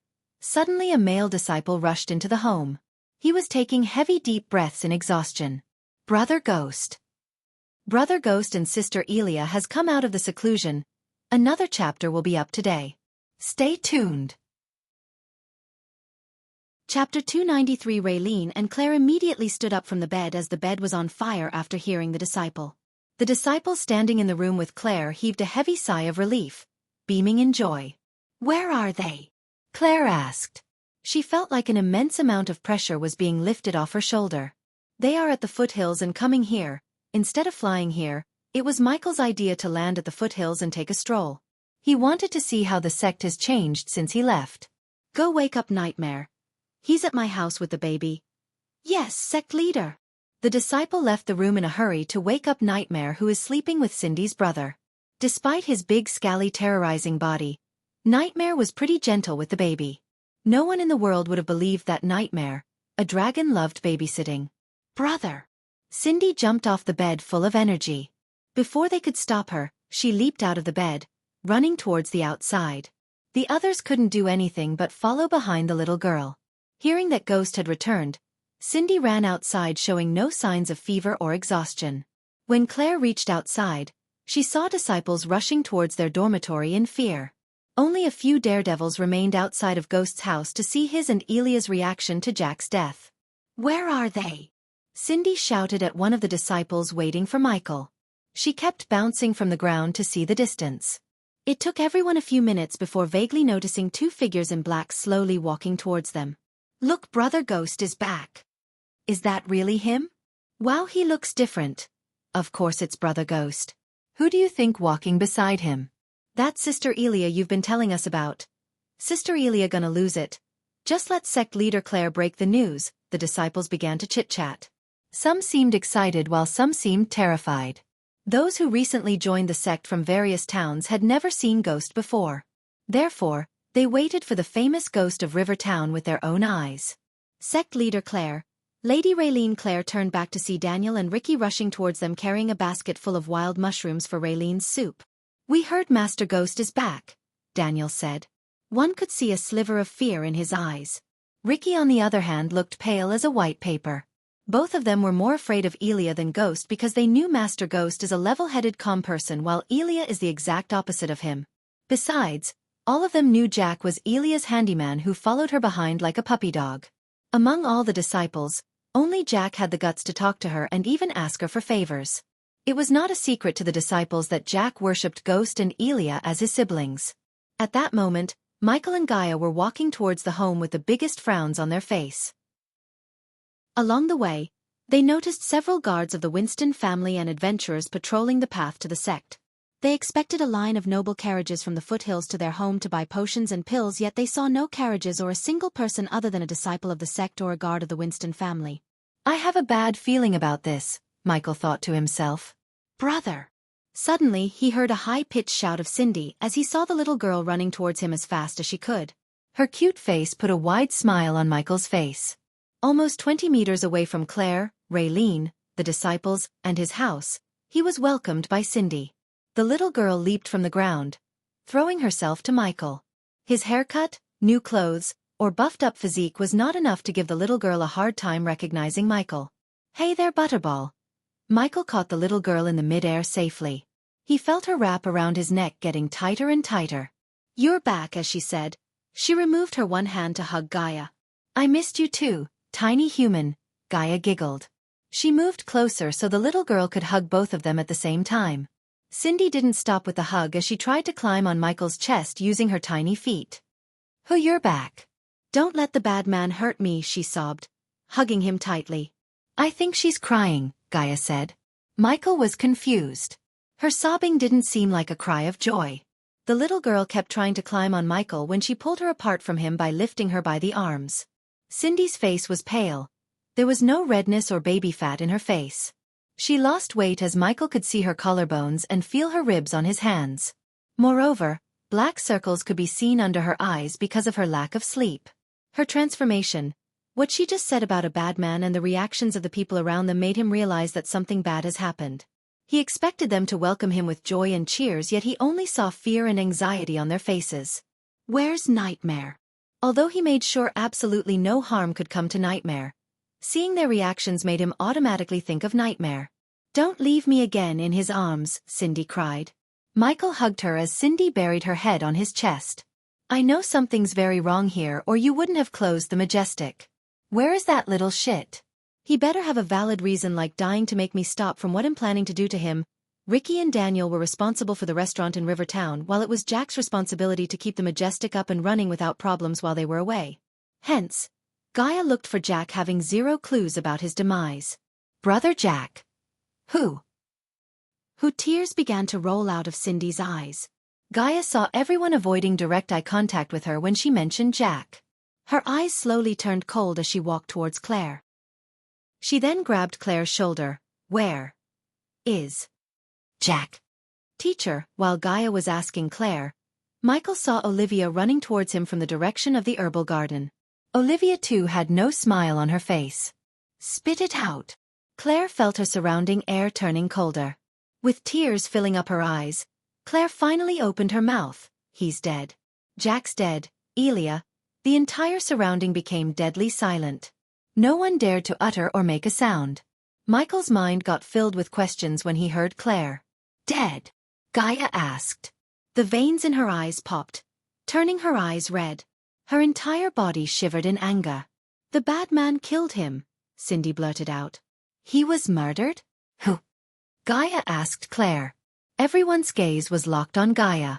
Michael didn't show his inner emotions as Gaia, but he was feeling the anger boiling inside him after knowing that Jack was murdered. We don't know, Claire shook her head. Finally, Gaia let go of her shoulder. He was murdered and you don't know who, she repeated the sentence again and again as she walked towards their house. Lord Lucifer, I suggest we take a few steps back. Michael heard Azazel's voice. He was standing right beside him, yet no one could see the butler because of his phantom form skill. Everyone felt the killing intent radiating from Gaia skyrocketing. You don't know. Suddenly she shouted, throwing her fist at the house. Boom. The wall exploded into smithereens as the entire house shook. The front wall of their house completely collapsed. In a few moments, countless cracks formed in the ground beneath the house as well as on the other walls. He was killed and you don't know. Her shout almost busted their eardrums. Lightning Dash. Michael immediately covered Cindy with his coat before activating Lightning Dash. He pushed the spell to its maximum potential to save Raylene, Claire, Ricky, and Daniel from getting hurt by the debris. Gaia went mad as she kept punching the house until it completely collapsed to the ground. A mushroom cloud of dust enveloped them. Only her mad screams could be heard in the area. Ilya! Stop! Claire and the disciples screamed. Take them away! Thanks to Michael, most of them survived Gaia's rampage with little to no wounds, while some of them had their heads open due to the debris, hitting them. He was like Flash rescuing civilians from evil supervillains. Michael was glad there was no other building in the area for her to go, breaking them all. She disappeared from his sight into the dust storm. Michael yelled at Claire before handing Cindy over to Raylene. Claire and the disciples did not linger around to get hit by debris. They ran away, taking the injured with them. Oh! Michael heard her mad shout coming from the ruins. It was obvious she completely lost control of her anger. Unlike Michael, she wasn't trained to control her emotions and anger. Michael wanted to stop her before she harmed others and herself.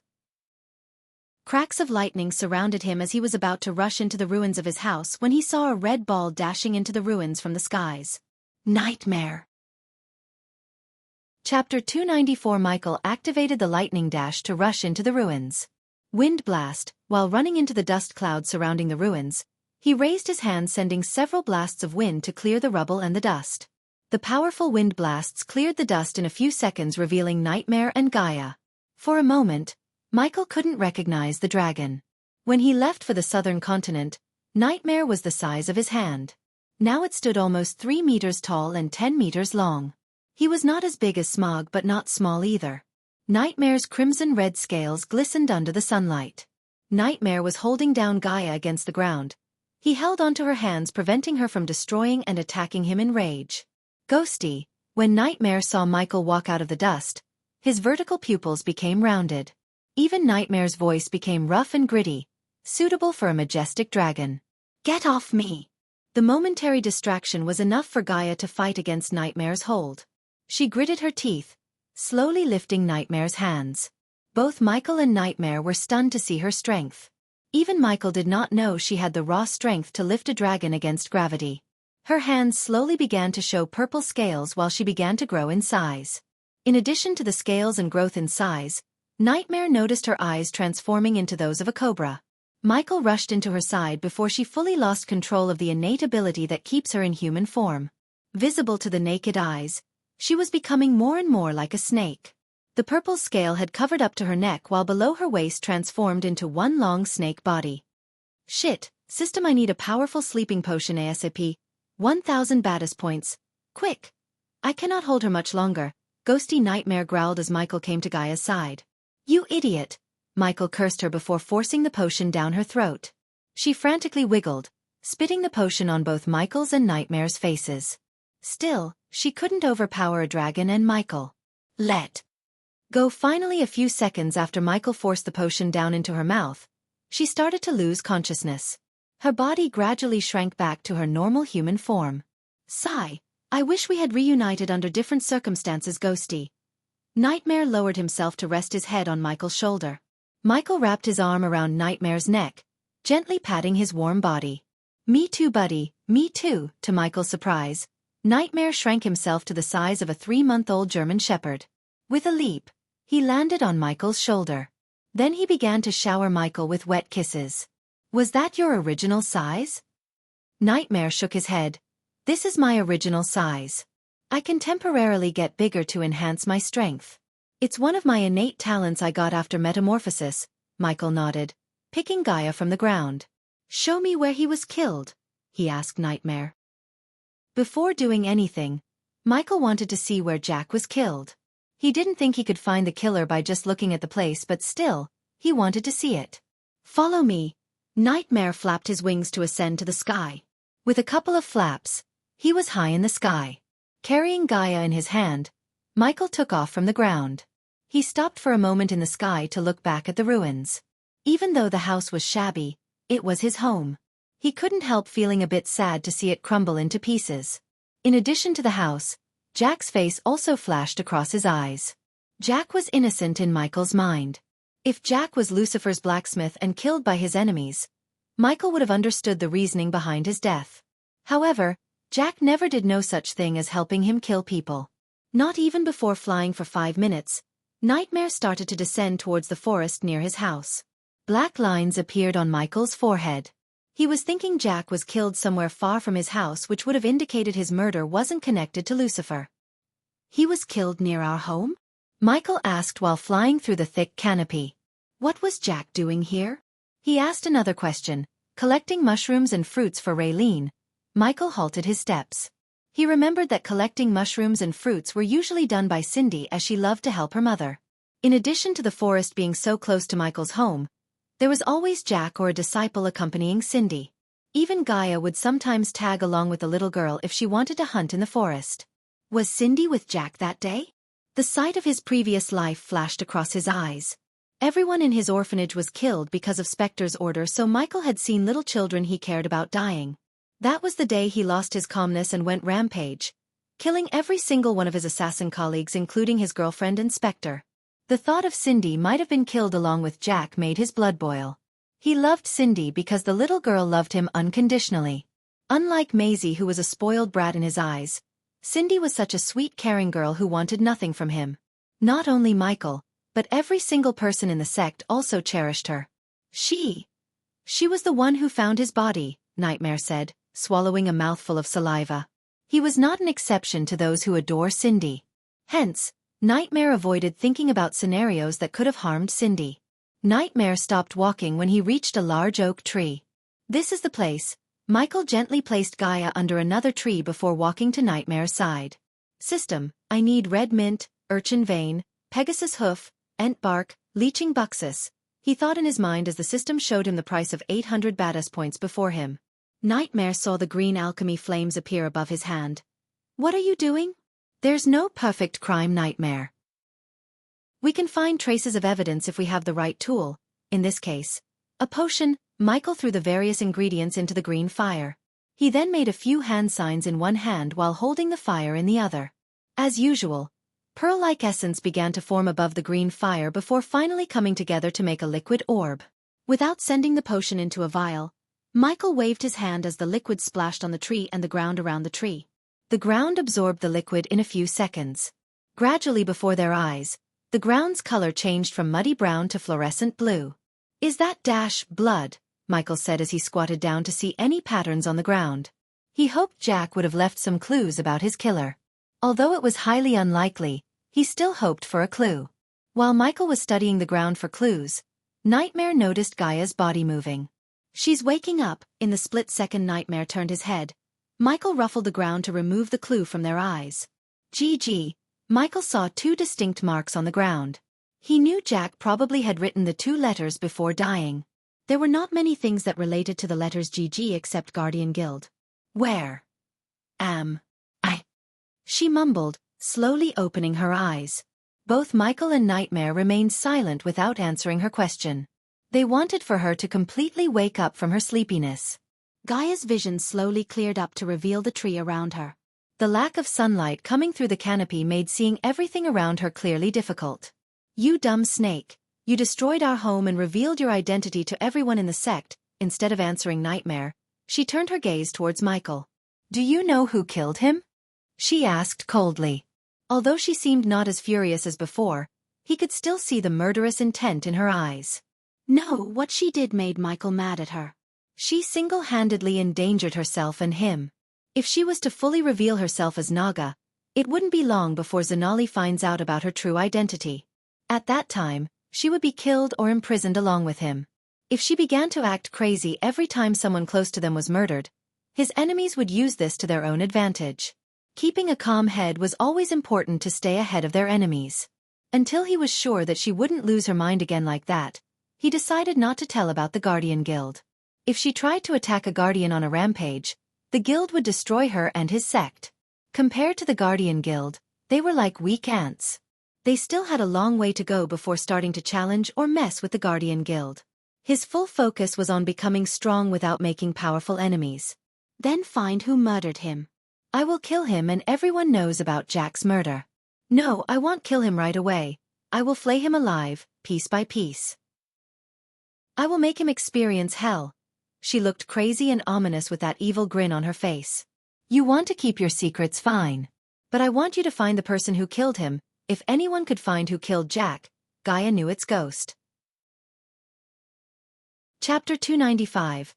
Trust me, I will find whoever did this, but I won't tell you anything related to his murder until then, Michael blatantly said to her face. Are you fucking kidding me right now? She never expected this answer from Michael. Do I look like I'm kidding? What you did was stupid. You lost control of yourself, endangering you, us, and everyone around. Nightmare agreed with Michael with a nod. So you expect me to stand there like a stone? I'm sorry, I wasn't trained to be as heartless as you were. Calm down. Both of you. Nightmare tried to defuse the situation before it escalated further. Shut up, lizard. I'm talking to him. She quickly shut Nightmare before continuing to argue with Michael. I get that I might have lost control of my emotions, but you don't even care. Jack treated you like his own brother and he was your kind, for God's sake. Michael remained in silence, uttering no words. He let her pour out everything in her heart. As she said, he was trained to control his emotions. After hearing her words, he could tell that she had mistaken his calmness for lack of emotions.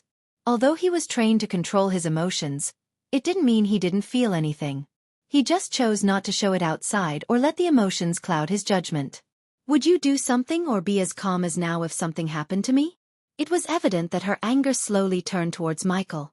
She expected him to find the person who killed Jack without a delay, yet hearing that he had no intention to let her know anything regarding the investigation until he finds the scumbag responsible made her blood boil in anger.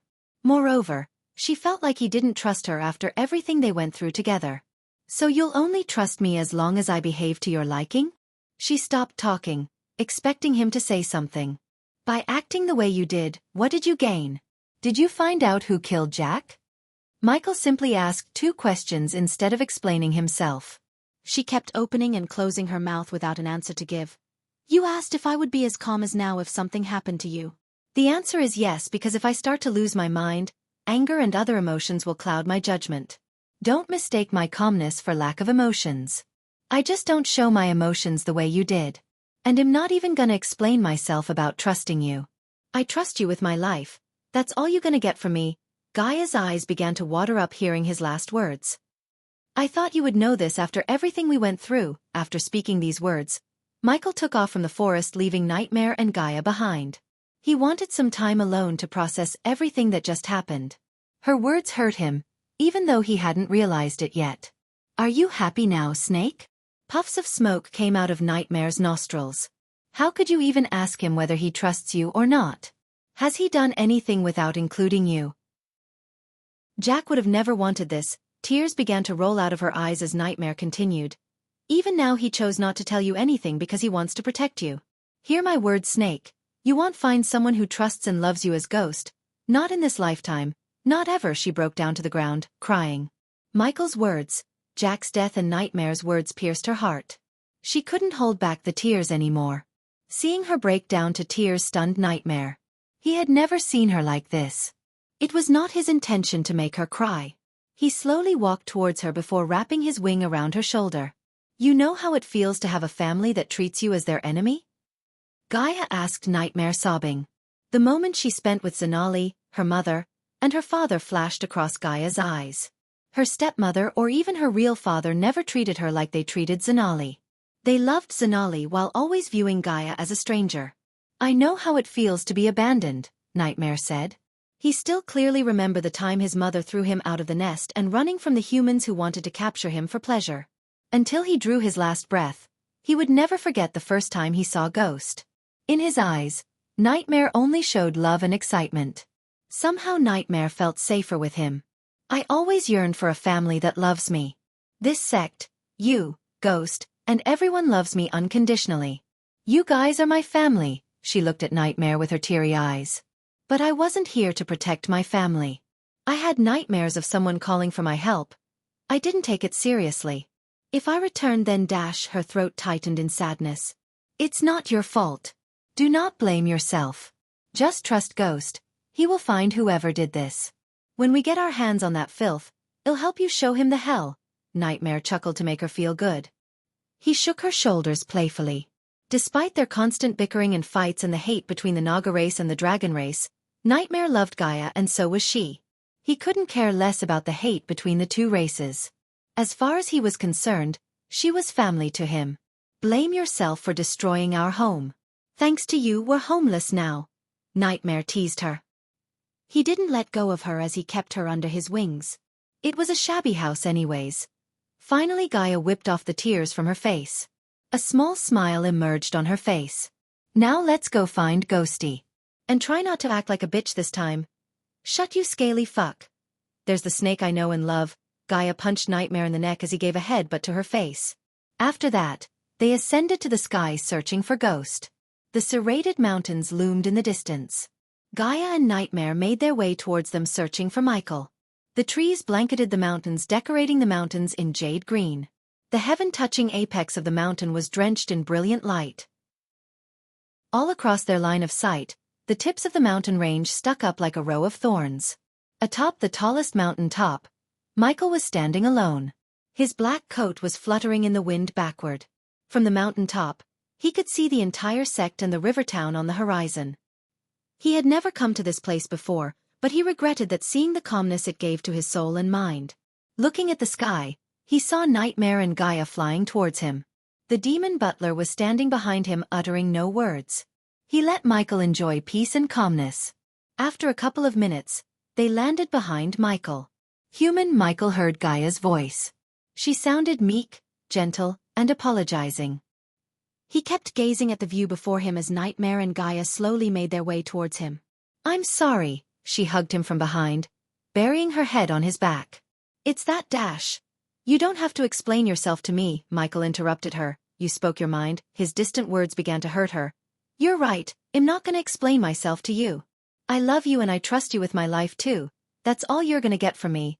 She hugged him as tight as she could. For a few minutes, they just stood there without moving until Michael turned back. "I promise I won't lose my mind again," Gaia said, looking him directly in the eyes. "No, you won't," Michael caringly embraced her. After seeing her teary eyes, he couldn't be mad at her anymore. He loved her so much that he couldn't see her cry. "I will make sure no one hurts the people we care about anymore," Michael said before gently kissing the top of her head. Eventually, Nightmare couldn't stay back.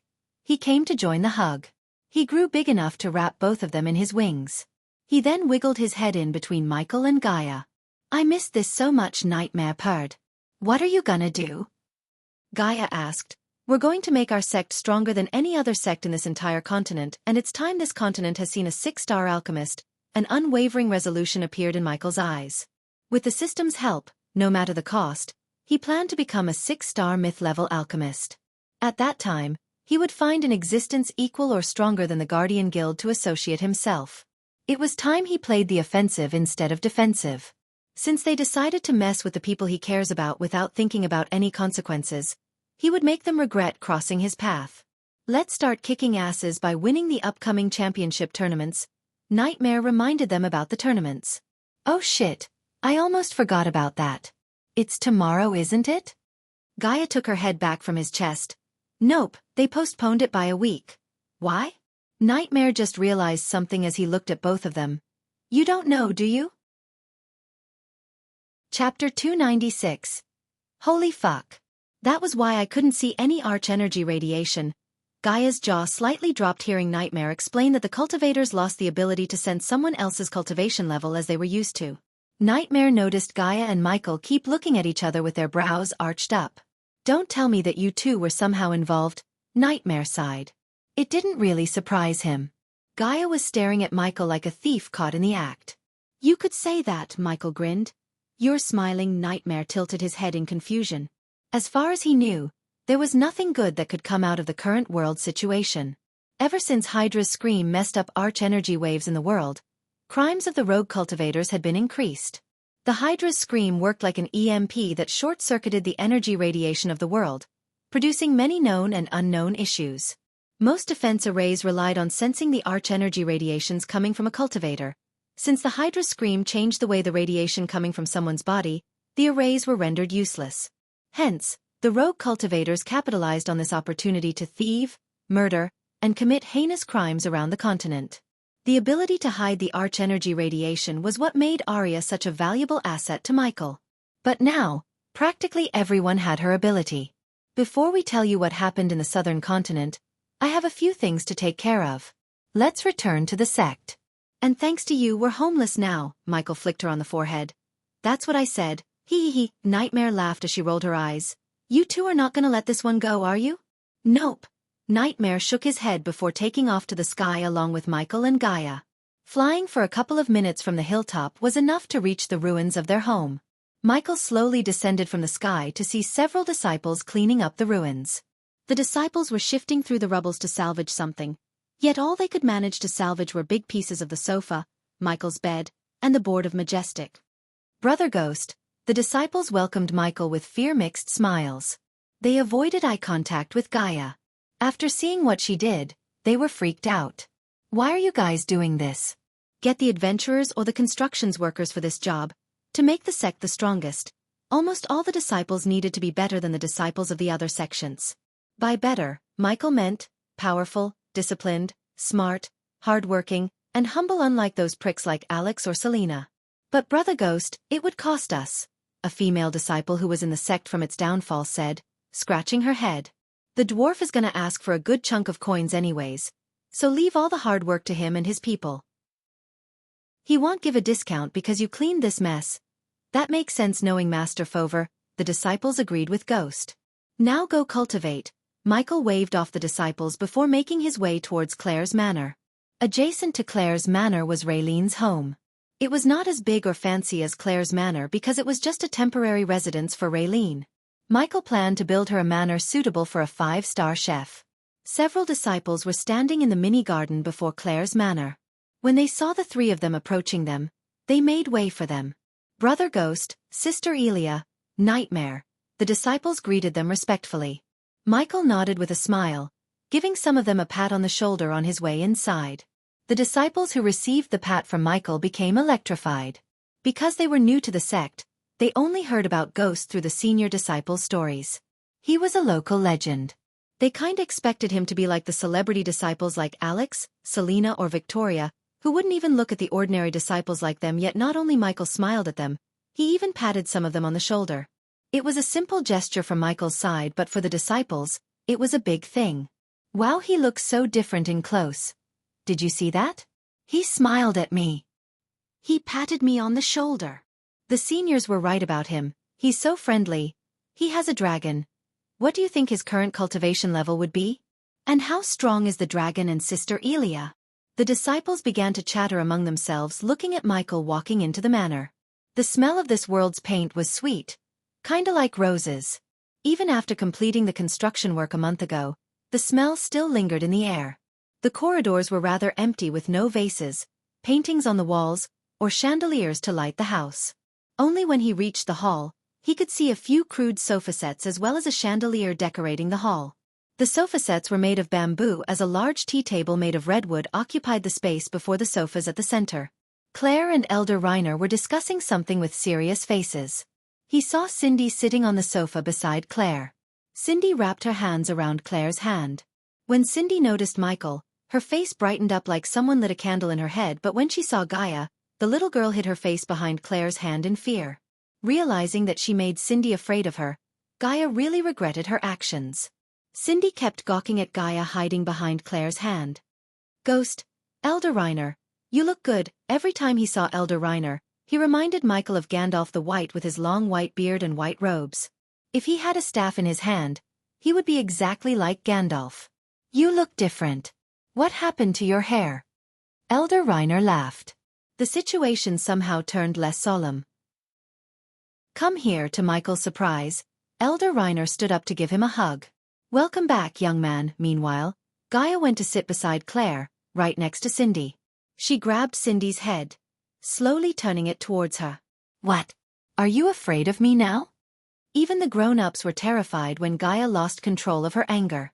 Therefore, it was understandable when Cindy felt the same way as the others. Michael and Elder Reiner sat on the sofa silently looking at them. Nightmare quickly shrunk himself so he could rest on Michael's lap comfortably. A little, Cindy said meekly. I'm sorry that I made you afraid, Cindy. But didn't I say I don't like scared little girls? I'm not scared. Her voice sounded like a scared cat. But you're scared of me, she asked, lifting Cindy from the sofa by arms. Claire couldn't help smiling seeing how Cindy was in Gaia's arms like a puppy. Look at you, avoiding eye contact. I won't speak to you again if you're afraid of me. No, she quickly shook her head after getting threatened by Gaia. Are you scared of me? She asked again. Please promise you won't stop talking to me, Cindy pleaded with teary eyes. Cindy loved Gaia and Michael too much as she couldn't even imagine either of them staying mad at her. Promise me you won't be scared anymore and will be a strong girl. I promise. I can't hear you. I promise. Cindy raised her voice. Gaia smiled, embracing the little girl. Cindy hugged her back before giving a loving kiss on Gaia's cheek. Claire ruffled Cindy's head as Elder Reiner laughed in joy. Teacher, you're here. Suddenly he heard Olivia's voice as he turned back to see her rushing towards them with a letter in her hand. So have you done trying to kill us? Thanks to you, Teacher is now homeless. Olivia didn't seem afraid of Gaia but mad at her. Instead of handing over the letter to Michael, she yelled at Gaia with her hand on her waist. Nightmare immediately burst into laughter. For God's sake, this is the third time I heard he's homeless thanks to me. Gaia smacked her forehead. You can stay in the guest room, Claire said, but Michael shook his head. Thank you, sect leader, but I'm planning to go to River Town, so we'll stay in the restaurant. I'll also send Daniel or Ricky to bring Fover here to build a new home in Majestic, in addition to his trip to the River Town. Michael didn't want to stay with Claire because it might create some unwanted rumors that might affect her future when it comes to marriage. Take a seat, Olivia. Claire didn't force Michael as she just nodded at him. She then turned her gaze towards Olivia. In Michael's eyes, Claire seemed different than the girl he first met. The way she was sitting, her posture, the way she talked, everything changed. Like a proper leader, she sat leaning back while keeping one leg on top of the other. They were the signs of a person with a strong heart and mind. He was glad to see that the sect leader isn't a scared little girl anymore. She had grown into a proper leader as he expected. Olivia sat beside Michael, keeping some distance between them. What's in your hand? Michael asked. It's from the Alchemist Guild, her eyes sparkled in excitement. The letter came for you last week. I think it's the invitation. Her hand shivered while handing over the letter to Michael. The seal was still in place. On top of the letter, Michael saw the green veins coiled around the letter A written in beautiful calligraphy. The crest was etched on the letter in gold showing the grandiose of the guild. Under their gazes, Michael broke the seal to open the letter. After a few seconds they saw Michael snicker. Humph the galls, Michael threw the letter on the table as Olivia's eyes went wide in shock. In her eyes, the Alchemy Guild was the highest existence among the alchemists. Many would die to receive a letter from the Alchemy Guild, yet he threw the letter like it was garbage. They want me to compete in the upcoming Grand Alchemists competition. After hearing Michael's words, they understood the reason behind his reaction. Compete? They should invite you to judge. Asking a 5-star alchemist to compete with amateurs is an insult. Elder Reiner raised his brows. So you're not gonna go? Olivia asked. I'm going to attend. Not to compete, but to show those idiots the difference between me and them. It's time they learned who's the real number 1 inch. Chapter 297. Why did they do that? Olivia mumbled under her breath. Just like Elder Reiner said, it was an insult to ask the second-best alchemist in the continent to compete in the tournament instead of asking to judge it. Compared to Ghost, she knew most of the alchemists are amateurs including herself. She was nowhere near his level, yet she was considered one of the talented alchemists.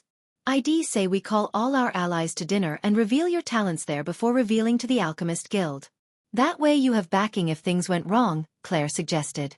It was surprising that Michael was thinking exactly the same thing. When he first showed his talents to Claire and the elders, they were declining and Michael was just an unknown kid. However, everything had changed. The Sunrise sect wasn't declining anymore. They were becoming stronger and stronger each day, with new disciples joining and more disciples reaching higher cultivation stages. Besides, no one in their right mind would mess with Ghost or the sect because of Claire's grandfather, a soul-refining stage cultivator. "I'll ask Raylene to prepare the food," Claire said. "I make sure our guests have plenty to drink." Elder Reiner went outside to order wine, leaving the rest of them behind. "Since everyone's taking the initiative, I'll go hunt. You can't have dinner without meat, right? Now go play with your brother." Gaia put Cindy on the ground. "What are you gonna do, brother?" "Can I stay with you?" Cindy came to Michael. "I have a few things to take care of." "Well, play later." Michael ruffled Cindy's head with a smile. After everyone left the hallway, only Michael, Olivia, and Claire remained. "Teacher, what did you mean by the real number 1? Olivia didn't know Michael could reach 90% purity every time without slipping a single percentage. Everyone, including Gabriel, claims he's the number 1 alchemist in the Elon continent. "What's his purity level?" Michael asked Olivia, leaning back on the sofa. 84% is the highest he could reach. Olivia adjusted her glasses. 84% not bad, but it's not this. He willed the system to give him the 90% healing potion he brewed for his personal use. Olivia was confused for a moment, trying to make sense out of his words. In a blink of an eye, she saw a vial with sparkling blue potion appear in Michael's hand. Her eyes immediately went wide as they seemed like they were about to pop out. The sweet fragrance being radiated by the potion filled the hall. This is words barely escaped Olivia's mouth. 84% pure potion was the highest she had ever seen. It was the better potion in her mind, even compared to her teachers. However, the potion in Michael's hand was far more superior to everything she had seen. She could feel the pure arch energy pulsating from the vial. 90% pure healing potion. Michael finished her sentence. She looked at Claire subconsciously to see her not as surprised as she was. Claire received a batch of these potions from Michael in case of emergencies and for her own personal use. "Teacher, did you? What do you think?" Michael kept giving answers before she could finish off her questions. She was stuttering in shock. Michael placed the potion beside Olivia to take a few moments with the potion. To expand his alchemy empire, he needed Olivia's father's expertise. Her father was Reginald Palmer, the vice president of one of the most influential merchant guilds, the Rainshade. With Nathan's Bradley family providing security services, if he could get Olivia's father on board, he would be able to start distributing his potions all over the continent. "I'll leave you two to your alchemy business," Claire giggled, looking at Olivia's dumbstruck face. "Ugh, sect leader, do you know where Ricky and Daniel are?" "They'd be at the herbal garden." "Thanks," she gave a slight nod at Michael before leaving the hall. "I didn't want to reveal my true abilities for obvious reasons, but it's time to show what I can really do to this continent." After taking in the shock for a couple of minutes, Olivia finally talked without stuttering. "Teacher, this means you're on the verge of becoming a legend and a 6-star alchemist. No one has seen a 6-star alchemist since the 5th Supreme Guardian, Andreas MacLeod." The mere mention of the name kindled a bad feeling in Michael's gut. The man eradicated the Order of Death and anyone who worshipped the Dark Lord. The last time Michael met a sliver of soul left behind by Andreas was when he ventured into the treacherous ocean. Michael never knew the Supreme Guardian was a 6-star alchemist until now. "I thought 6-star alchemists were myths." When he first asked Gaia about 6-star alchemists, she said they were myths. "Many people do say that. They are not to be blamed because it has been roughly 3,000 years since the world has seen the Supreme Guardian. I read some notes about the Supreme Guardian. According to those notes, he was able to achieve 98% purity." Michael entered the system interface. "System, remind me, what are the requirements to become a 6-star alchemist?" 70,000 badass points to buy and learn the superior book of alchemy. Primordial fire and ancient elven rune of fire mastery. The system listed the requirements. He never even heard of them before. "How much would it cost me if I bought everything from you?" "That would be a great choice. I can give you all of them for only 800,000 badass points." The system sounded extremely excited. It really thought Michael would choose to buy them from the store instead of wasting his time and effort scouring this planet for the required items. It seems I have to wait a little longer, Michael sighed. Reaching 800,000 points would take him at least 2-3 years considering he avoids making unnecessary enemies. Moreover, he couldn't help thinking about searching for the items rather than buying them from the store. Of course, it would take time or even become an impossible task, yet he wanted to see whether he could find the items first before buying from the system. Good luck finding the primordial fires. The system threw him out of the interface. He saw Alvia staring at him with wide eyes. She was still in shock, thinking that she's studying under the #1 alchemist in the entire continent who might become the first 6-star alchemist in 3,000 years. Meet me at Raylene's home in 2 hours and keep this a secret between us. Michael stood up. Of course. Teacher, can I ask you something? Looking at the way she was holding the potion, he knew what she's gonna ask. Yeah, you can keep it. Compare the potions to this and try to find the biggest differences between them. That's your next assignment. Thank you, teacher.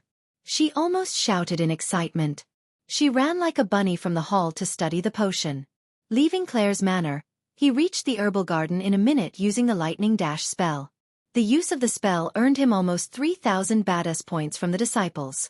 When he reached the herbal garden, he saw dozens of disciples working the field, studying and tending to the herbs. The herbal garden was surrounded by a fence and a 3-meter-wide foundation dig for the glass dome. He looked down into the dig to see a green net above the ground. The net was there as a safety precaution in case someone fell into the hole, especially Cindy or her friends. Looking at the green fields blanketed the ground like a jade blanket, the colorful exotic flowers dancing in the wind, the glistening fruits hanging from 6-feet-tall trees, the sprouts craning their heads from the ground as well as the saplings made him feel proud. The air he inhaled was mixed with sweet and medicinal fragrance permeated from the herbs. He even saw several colorful flocks of birds that he had never seen in his life. Some of the birds were standing on the tree branches while some scoured through the ground for insects to eat. They were nature's pest killers, so the disciples let them do whatever they want without chasing them away. Besides, the sounds of the birds made the garden feel lively. Brother Ghost. He's here. Don't mind me, continue your work, Michael said before the disciples start gathering around him like ants around sugar. He then searched for the garden to locate his 2 henchmen. His eyes automatically stopped at the place where he saw neatly stacked crates. Ricky was counting the crates while Daniel was writing something onto his notebook. Even after Gaia almost killed them along with the disciples when she destroyed Michael's home, the 2 henchmen didn't use it as an excuse to avoid working. They came straight to the garden to check the herb stocks. The 2 of them were the busiest people in the sect. In the morning, they would be at River Town, supervising the cleaning and miscellaneous works to be done in the restaurant. In the afternoon, they had to make sure the disciples harvest the right amount of herbs from the garden, as some herbs needed to be harvested and kept away from the sunshine as long as possible to increase the medicinal quality. After finishing their work at the herbal garden, they would spend the rest of their day cultivating. Gaia made it mandatory for them to cultivate. She even allocated potions and pills for them to speed up their cultivation. From the system storage, Michael took a white paper and quill to write down everything he needed before inviting his allies to the dinner. Lucifer had his fun. Now was time for Ghost to strengthen his alliances, start his alchemy empire and finally, make steps towards destroying the Guardian Guild once and for all. Chapter 298. No peeking lizard at the moment. Inside one of the rooms in Raylene's home, Gaia was carrying Nightmare in her arms while closing his eyes using one hand. "I'm not peeking," Nightmare lied as he tried to peek through the gap between her fingers, yet he couldn't see anything. "Where's the food, bitch?" Nightmare suddenly heard a childish voice. "Whoa, what is that? Is that what you call a dragon? Looks small than I expected." Nightmare continued to hear the childish voice. It somehow sounded more like Gaia. Only childish. "You ruined a good surprise, little shit," he heard Gaia cursing back. "Who is that?"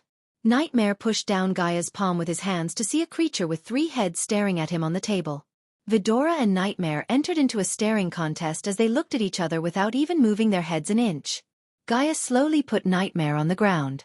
Nightmare started to circle the table cautiously before slowly moving forward towards the Hydra. "Imsaba, I guess you're our brother." Nightmare was stunned again to see the silver head talk in the voice of a male child. Besides, the silver head sounded exactly opposite to the white head who reminded Gaia of him. He then turned his gaze towards the black head, expecting it to speak. However, unlike the silver and the white head, the black head remained silent. Enough circling, you overgrown lizard. Go fetch me something to eat. Ignoring Iag, Nightmare approached the Hydra step by step. Creak. Suddenly the door creaked open as Nightmare almost plummeted with the table in shock. It was Michael who entered the room. He saw Gaia having a laugh with Nightmare and the Hydra. Come here, she pulled him closer, wrapping her arm around his. Both of them stood in the room's corner watching the Hydra and Nightmare. The scene reminded Michael of dogs meeting their cat sibling for the first time. Only Nightmare was the dog and the cat sibling was the Hydra here. Hey, stop, Iag growled, seeing Nightmare sniffing them. Iag kept hitting Nightmare on the face with her head. Who are they? Nightmare gently picked them up from with his hand. Drop us or I'll chew your hand off. Iag tried to wiggle herself out by chewing his hand. But Nightmare barely felt anything. That little shit is Iag, the nice one in the middle is Sarba, and the silent blackie is Kane. Together, we call them Vidora. Do you like them? Gaia asked after introducing them to Nightmare. Nightmare once again stared at them from top to bottom. Then, to everyone's surprise, his vertical pupils became rounded as he hugged them, grinning. I love them, they are so cute. You stop. Iag started to shout when Nightmare began to shower them with wet kisses. Gaia couldn't stop herself from scoping them off the floor before giving them a warm embrace. She hugged Michael with one hand while hugging the Hydra and Nightmare with another. They looked like a perfectly happy family. Placing a gentle kiss on Gaia's head, Michael willed the system to activate the runic teleportation. In a blink of an eye, they appeared in Michael's room in the Abyssal. When they looked at the room, they were startled. The room was spotlessly clean. The bed was made neatly like in high-end hotels. There was not a speck of single dust or broken piece of spider on his work table. Even the mirrors he placed on the wall to survey the kingdom were cleaned spotless. Welcome Lord Lucifer, Lady Gaia, Master Sarba, Miss Iag. Master Kane. Nightmare was yet again startled by the stranger. He bared his teeth threateningly at the demon butler. It's a pleasure to meet you again, Master Nightmare. Huh? I never met you before. What are you? Nightmare was taken back by surprise. He's a demon Nightmare. Just like Vidora, he came from another world. The three of you should go have a talk. Michael waved them off and went to his work table. Gaia saw stacks of crates appear around the table. The room was lit in green after Michael conjured his alchemy flames. Do you need any help? She came to his side. I can manage, you go cultivate. We need to be in our best shape before the tournament starts. All right, Gaia jumped on the bed to cultivate. The fusion stage bone still had some energy left in it for her to absorb. She flicked her wrist as the femur bone appeared in her hand. While she was cultivating, Michael began to brew potions and concoct pills for the Majestic. He continued to make pills and potions without a rest. Only Azazel accompanied him as Vidora and Nightmare fell asleep while Gaia was still cultivating. Lord Lucifer, can I bring you anything to eat or drink? I saw bellberries in the forest. This is the 8th time you ask this, Azazel. I'm not hungry, the arch energy keeps the body replenished. He took the last herb from a crate. Although Michael was not hungry, he wanted to eat something or drink a mug full of coffee to chase away the sleepiness. He had been making potions and pills for the last 14 hours without a break.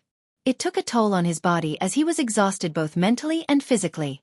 But as your faithful butler, it's my duty to keep you in your best shape, Lord Lucifer.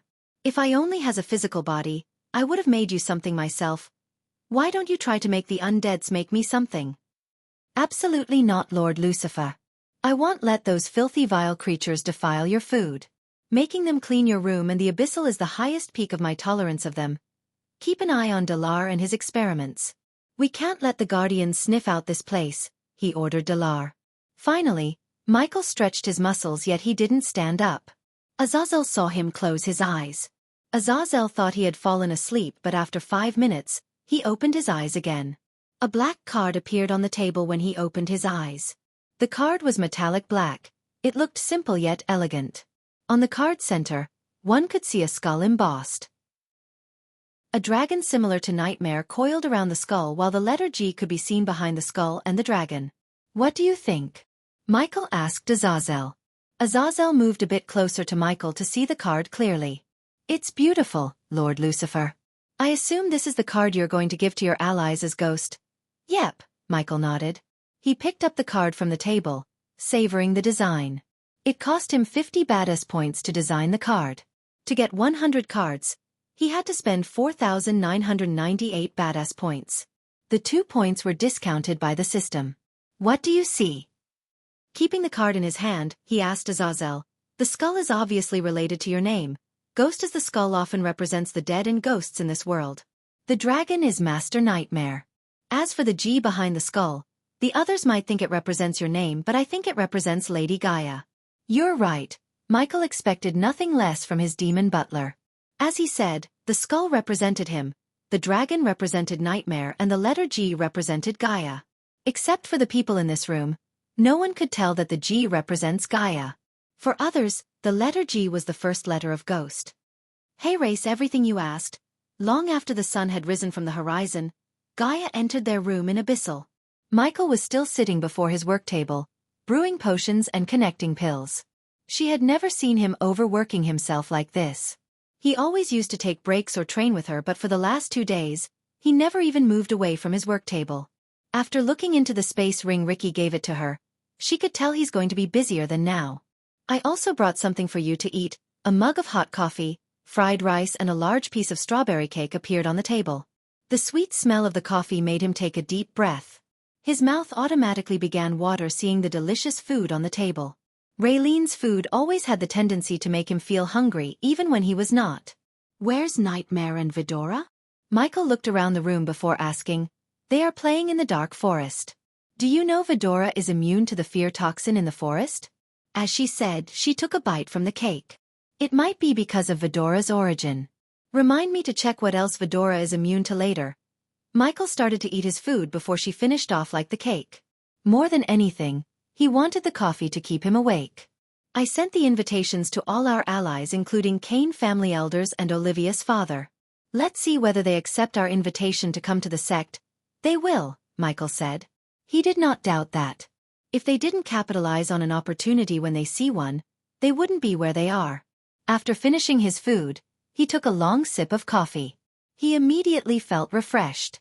While drinking, he retrieved everything inside the space ring Ricky gave to Gaia. You want anything else? She asked, just make sure the security has no holes. I've already hired the strongest adventure groups from the guild. I'm now going to interview them. Good.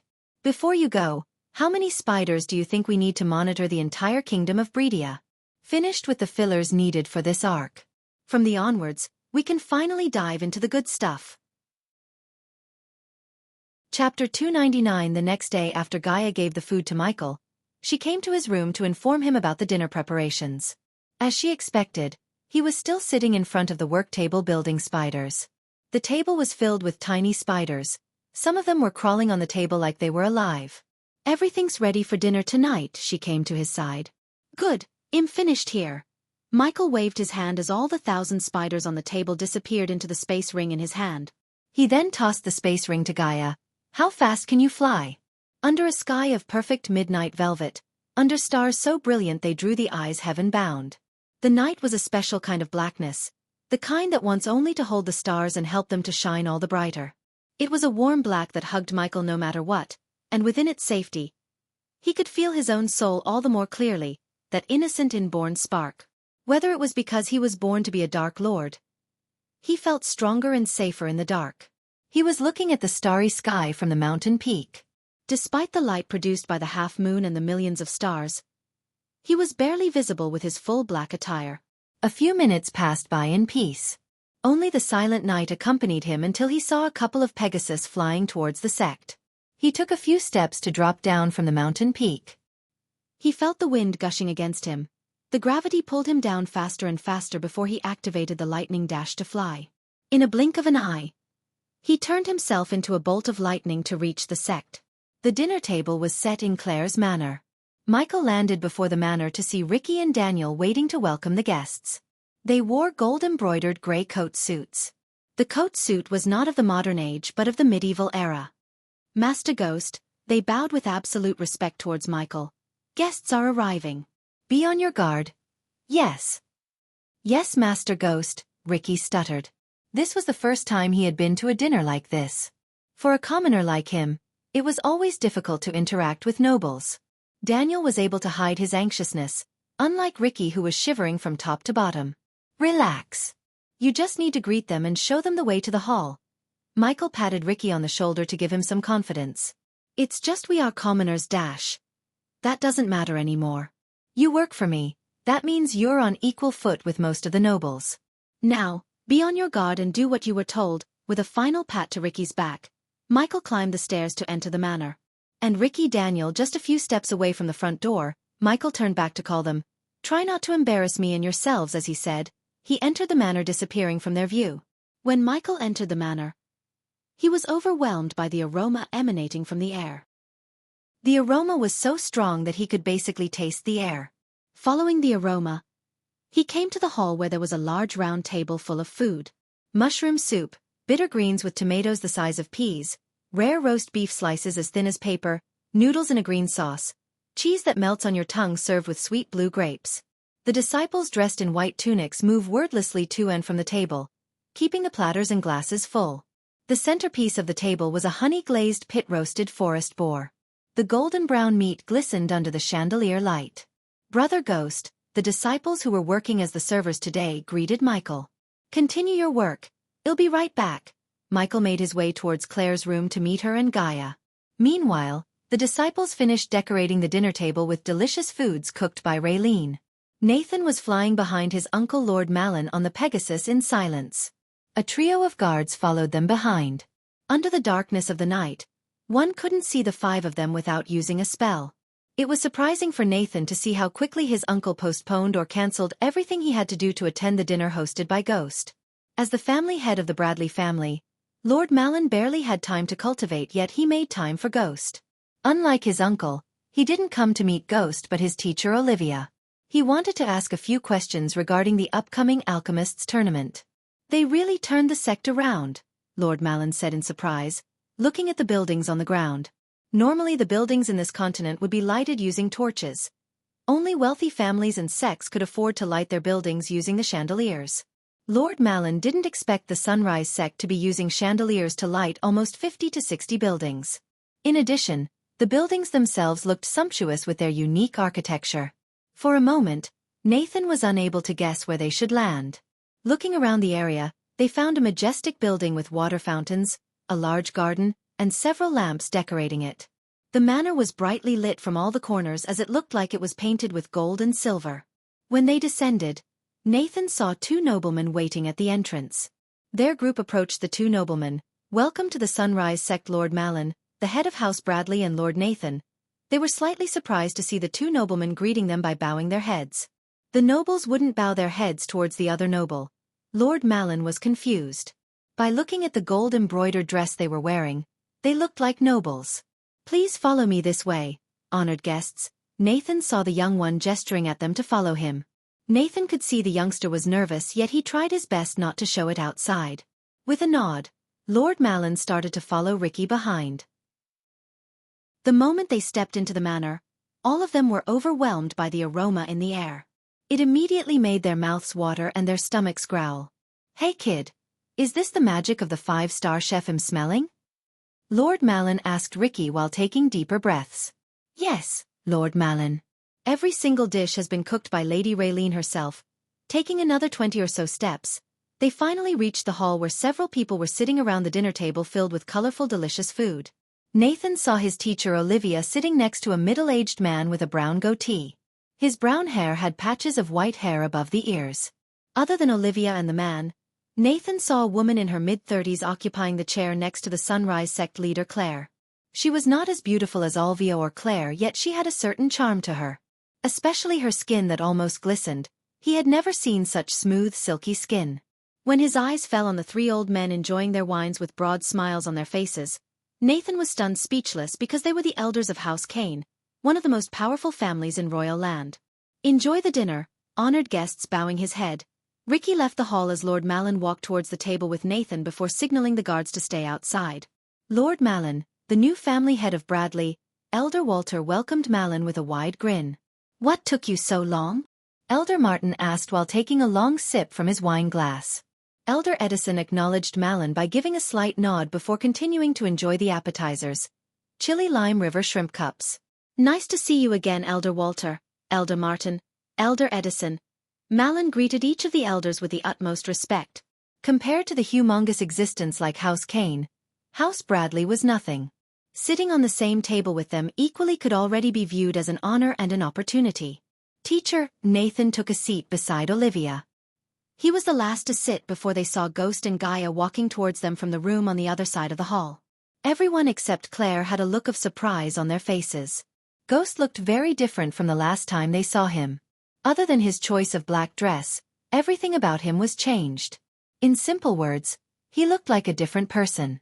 I'm honored to welcome you all to this dinner, ladies and gentlemen, he said, raising a glass of wine towards them as the girl beside him took the empty chair. We're sorry about Disciple Jack, Ghost. We heard he was your friend, Elder Walter said. Michael wasn't surprised as he knew they might be keeping a tab on him and the sect. He would have done the same if he was in their shoes. Me too, Elder Walter. First of all, I would like to thank you for accepting my invitation and attending this dinner on such short notice despite your busy schedules, Michael said. Putting the wine glass back on the table, he flicked his wrist as small rectangular wooden boxes appeared before each of them except Claire and Gaia. I'm good at many things, but giving speeches was not one of them. So, I'll get straight to the point without wasting your time. Ladies and gentlemen, please open the boxes in front of you, as he said. He went straight to the point, avoiding unnecessary pleasantries. With his talents and what he was about to reveal, he didn't have to woo them with pleasantries. The man sitting next to Olivia was the first to open the box. The moment he lifted the box's top, his face was brightened by the light coming from inside the box. His eyes opened as wide as humanly possible. One by one, they all opened the boxes to have the same startled look on their faces. 90% pure potion, the man next to Olivia uttered the words, completely shocking everyone in the hall. Chapter 300. All of their minds went blank for a moment in shock. Except for Elder Walter Kane, who saw a 92% pure potion in a ruin a few decades ago during his time on the Azare continent, no one had seen a potion with more than 85% purity. Elder Edison gently picked up the glistening blue potion and the blood-red pill gently from the box. His hands slightly shivered holding the two. Where did you get these? Elder Edison asked. Everyone's gaze now fell on Michael, expecting his answer. Made by yours truly, Michael let out a slight grin. He looked extremely proud. To some of their eyes, he even seemed arrogant. Do you like demonstration, elders? Although he asked, he didn't give time to answer as he already conjured the alchemy flames. Under their widened gazes, Michael threw the herbs into the fire. No one moved their eyes from Michael or even blinked an eye. Nathan had seen him concoct pills or brew potions without using a cauldron as all the other alchemists. No matter how many times he had seen it, his way of making pills and potions still made him speechless. Ding! Congratulations to the host for successfully being a badass. The reward is 2,000 badass points. Ding! Congratulations to the host for successfully being a badass. The reward is 1,600 badass points. The notification sounds rang continuously in his mind. He received more points than he initially expected. In a couple of minutes, a blue glistening potion resembling the one in the box floated above his hand. Every single one of them could tell that the two potions are the same, 90% pure. The sudden rude awakening made them lose their appetite. Nathan wanted to reach Ghost's level in the future. He knew reaching 80% purity would take him years of hard work. Yet after seeing Ghost was able to reach 90% purity, reaching his level seemed impossible. Since when can you make pills and potions with 90% purity? Elder Walter asked. A shaky smile started to emerge on his face as the surprise sank in his mind. Since I turned 19, Michael paused for a moment before continuing. My mentor used to make me go into the god-forsaken dungeons finding ancient techniques and books. He never wanted me to hide my talents, but when I left my mentor's care, I learned that showing heaven-defying talent without the power to protect oneself is a recipe for disaster. So I pretended to be number 2-inch except for Gaia. No one knew he was lying through his teeth. By lying he had a mentor, he established a powerful figure behind him in their mind. This would make getting the family Kane's protection easier as they would try to get his mentor's connection to strengthen their family. Besides, saying he had a mentor would be more logical than saying I have a system. Now I think it's time to reveal my talents to the world. Since I consider all of you as my friends, I wanted to show you this first. Everyone knew he has something of them to ask. Nonetheless, it felt good to be considered important, especially to the elders of Kane family. Let's be practical. Great talent comes with great danger. Revealing myself as the number one will put me in various dangers. No one likes to be bested by a youngster like me, especially those in the Alchemy Guild. And you want our protection. Elder Edison didn't beat around the bush. He just directly asked Michael. More like getting into a mutually beneficial relationship. Mutually what? Elder Edison didn't clearly get the meaning of Michael's words. You help me and I help you. Elder Martin broke it down into simple words for Elder Edison. I have to be honest, kid. Your talent is really astounding, but as you said, revealing your talents to the outside world makes you a target of many powerful entities. Helping you might get us into more trouble than it's worth. Elder Edison's words surprised most of them. However, Michael remained calm with his usual smile on his face. Since you're being direct with me, I'd be too, Elder Edison. You may be right. Helping me might actually put those who protect me in danger. But Michael took the blue potion from the table, holding it in his hand to let everyone see the vial. Dangers often come with opportunities, and there are many families out there that would kill to capitalize on those opportunities. I bet I can become a court alchemist of any of the 4 kingdoms. Even better, all of them. The way Michael calmly talked as well as his words reminded them that he's not desperate for their help. Rather, he was the one allowing them to help him. And when's the last time you met a 5-star alchemist who takes nothing but ancient artifacts and treasures to even consider making something for you? Gaia asked, looking at the elders. They had to agree with her. There were only a handful of 5-star alchemists in the continent. They would all take either an ancient artifact or extremely valuable treasures as the payment for making pills or potions for them, not gold coins. So you're not planning to give your services for treasures or artifacts like the rest of the 5-star alchemists? The man next to Olivia asked. A well-hidden interest could be seen in his eyes. That brings me to why I invited Lord Malin of House Bradley and you, Lord Reginald, the vice president of Rainshade Merchant Guild. Michael introduced Olivia's father in case someone didn't know his identity. By noticing the way Nathan's looking at Reginald, it was obvious this was the first time he met Olivia's father. Like Lucifer had Maxine, Gibson, Tiberius, Heinberg as the core group, the people sitting at the dinner table were the core group of Ghost except for Nathan. In the future they would need to work together, so they needed to get acquainted. I'm planning to expand the Majestic and I'd like your help to do that. Lord Malin is already on board to take care of the security. Of course, my dad will help you, teacher. You have my word. Dad, say something. Olivia elbowed Reginald as the man revealed an embarrassed smile. I have to discuss with the president, but I can assure you that he will get on board. We just need to iron out some financial matters. Since you're my teacher who charges not a single coin for teaching me, my dad will get you the best deal possible. Won't you, Dad? Olivia glared at her father, giving him a death stare. Unlike the others, Elder Walter didn't control his laughter. It seems you don't call the shots, Reginald. He, Reginald sighed. We can talk about this in detail later, Lord Reginald. And elders, Michael turned his gaze towards the 3 elders. The card I gave you is a sign of our friendship.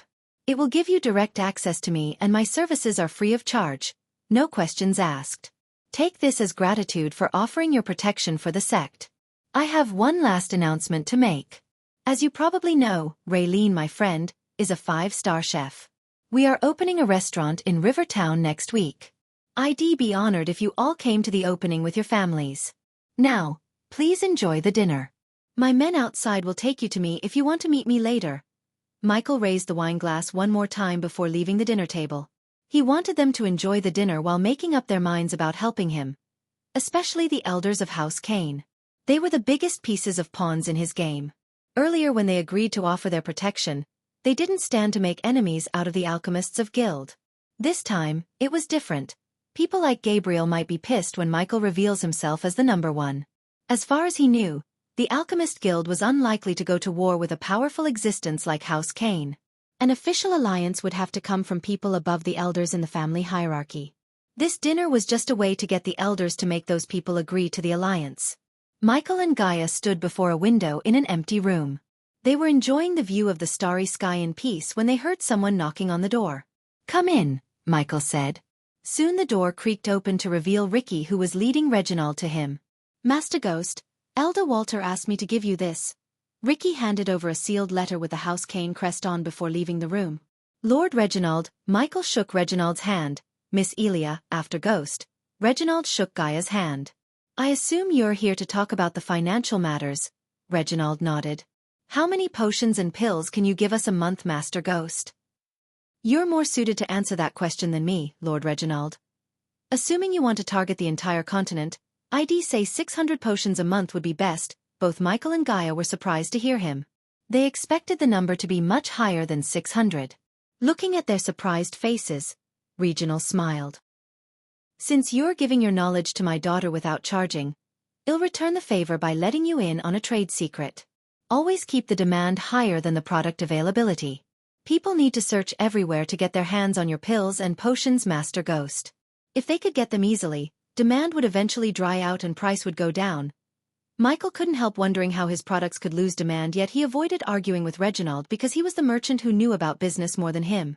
Therefore, he decided to let Reginald do what he does best. All right, we take your advice. Now, shall we discuss the price and your cut? With a wave of her hand, she placed 2 sofas on the room for them to sit. I need to take this moment and thank every single one of you who reads my story and supports me. Reaching 300 chapters wouldn't have been possible without you guys and gals. I'm truly out of words to show my gratitude. The only way to show my gratitude is by giving you more quality chapters. I've been constantly working on improving the quality of the already published chapters and doing my best to pump out chapters with minimum errors. Thank you again. Yours truly. Chapter 301. So 20% is the lowest you can go? Gaia asked. If it was up to me completely, I would not even take a cut considering what you're doing to Olivia. However, the Merchant Guild rules are pretty strict. I have to convince those old muckers to invoke the Golden Opportunity rule to get you this 20%. I have to call in every favor. 20% will do then. Michael knew Reginald was doing his best. The man did not seem like swindling Michael but genuinely trying to get him the best deal possible. 20% for you. 10% for House Bradley.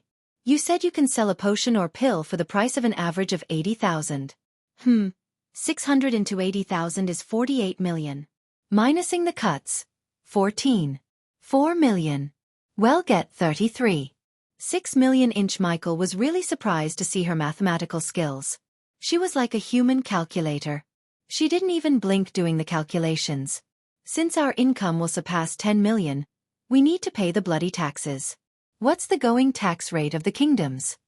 It took Reginald a couple of seconds to answer as he was stunned by the girl's skills in numbers. Only girls coming from royal families or prominent noble families received such high education. This meant, the girl obviously either a lady of a powerful noble family or a princess. According to Olivia, they knew nothing about both of their origins. Reginald, however, now narrowed down into 2 possible options for Elia's origins. 5% in Bredia, 8% in Kethan, 10% in Royal Land, 7 in Drattle and 10 in Thusia.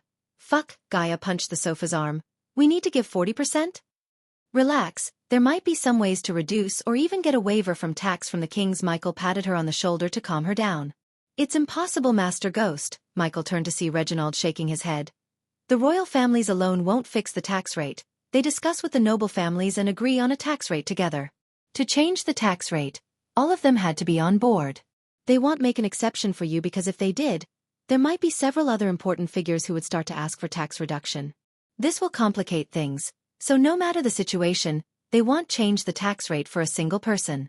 It's either tax rate increases or decreases for the kingdom as a whole. Trust me, it's better to pay the taxes. Besides, tax evasion is a serious crime in the eyes of the Guardian Guild. Michael sighed inside. The bloody Guardian Guild was in every step of his path to greatness. Although 40% of his income was a huge chunk, he knew it was better to pay the tax as Reginald suggested. 40% tax, 30% cuts. That means we'll get only 4 million. If we take into the maintenance of our herbal garden, we'll roughly get 2 million a month. That's more than many noble families make a month, Master Ghost. The Rain Shade will take care of paying the taxes and everything. You just need to sign an agreement and give us a payment method to put the gold each month. Gaia nodded before turning her head to look at Michael. It's time we get a pay cube from the Grand Spire Bank. Michael let Gaia handle the negotiations while he opened the letter given to him by the Kane family elders. Come to Kane family compound in Royal Land before the championship tournament begins. Michael read the words written on the letter in his mind. It was obvious that the Kane family needs him to do something for them before they agree to offer their protection. He kinda expected this. After all, there was no such thing as freebies in this world. The lights are out. Get ready. There were 3 figures hiding in the forest surrounding Claire's manor. Due to the darkness, one could not see them except for several glistening stones in their hands. The stones were in a perfect diamond shape, radiating a faint navy blue light. They have a dragon and a soul refiner. We don't need to wake either of them. Everything must be in place before the young master arrives. The figures were talking in husky voices as they continued to hide the stones in the bushes, under the tree roots, and on top of the branches. They continued to place several stones deeper into the forest while keeping an eye on Claire's manor. It's done.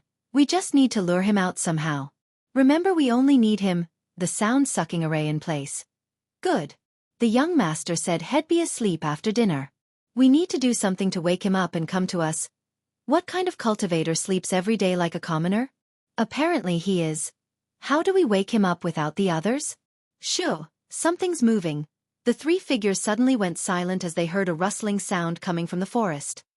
Have you 3 idiots done everything I ordered you to? Regardless of the cat's eye potion they drank, they could barely see what's in front of them. Yet, they immediately recognized the person as their young master after hearing the voice. Yes, young master. We were just thinking about how to wake him up and make him come to us. That's beyond the limit of your brains, the young master said. The 3 servants waited for him to see how their young master was going to wake Ghost up.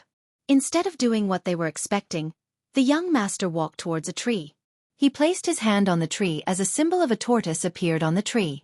It glowed in gold color for a few seconds before fading away into the tree.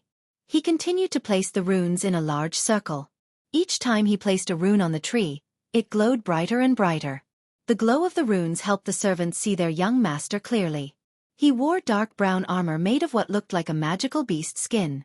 One of the servants who saw the armor had a look of utter shock on his face. Young master. Is that the Blackwing Saurus armor? Surprisingly you're correct.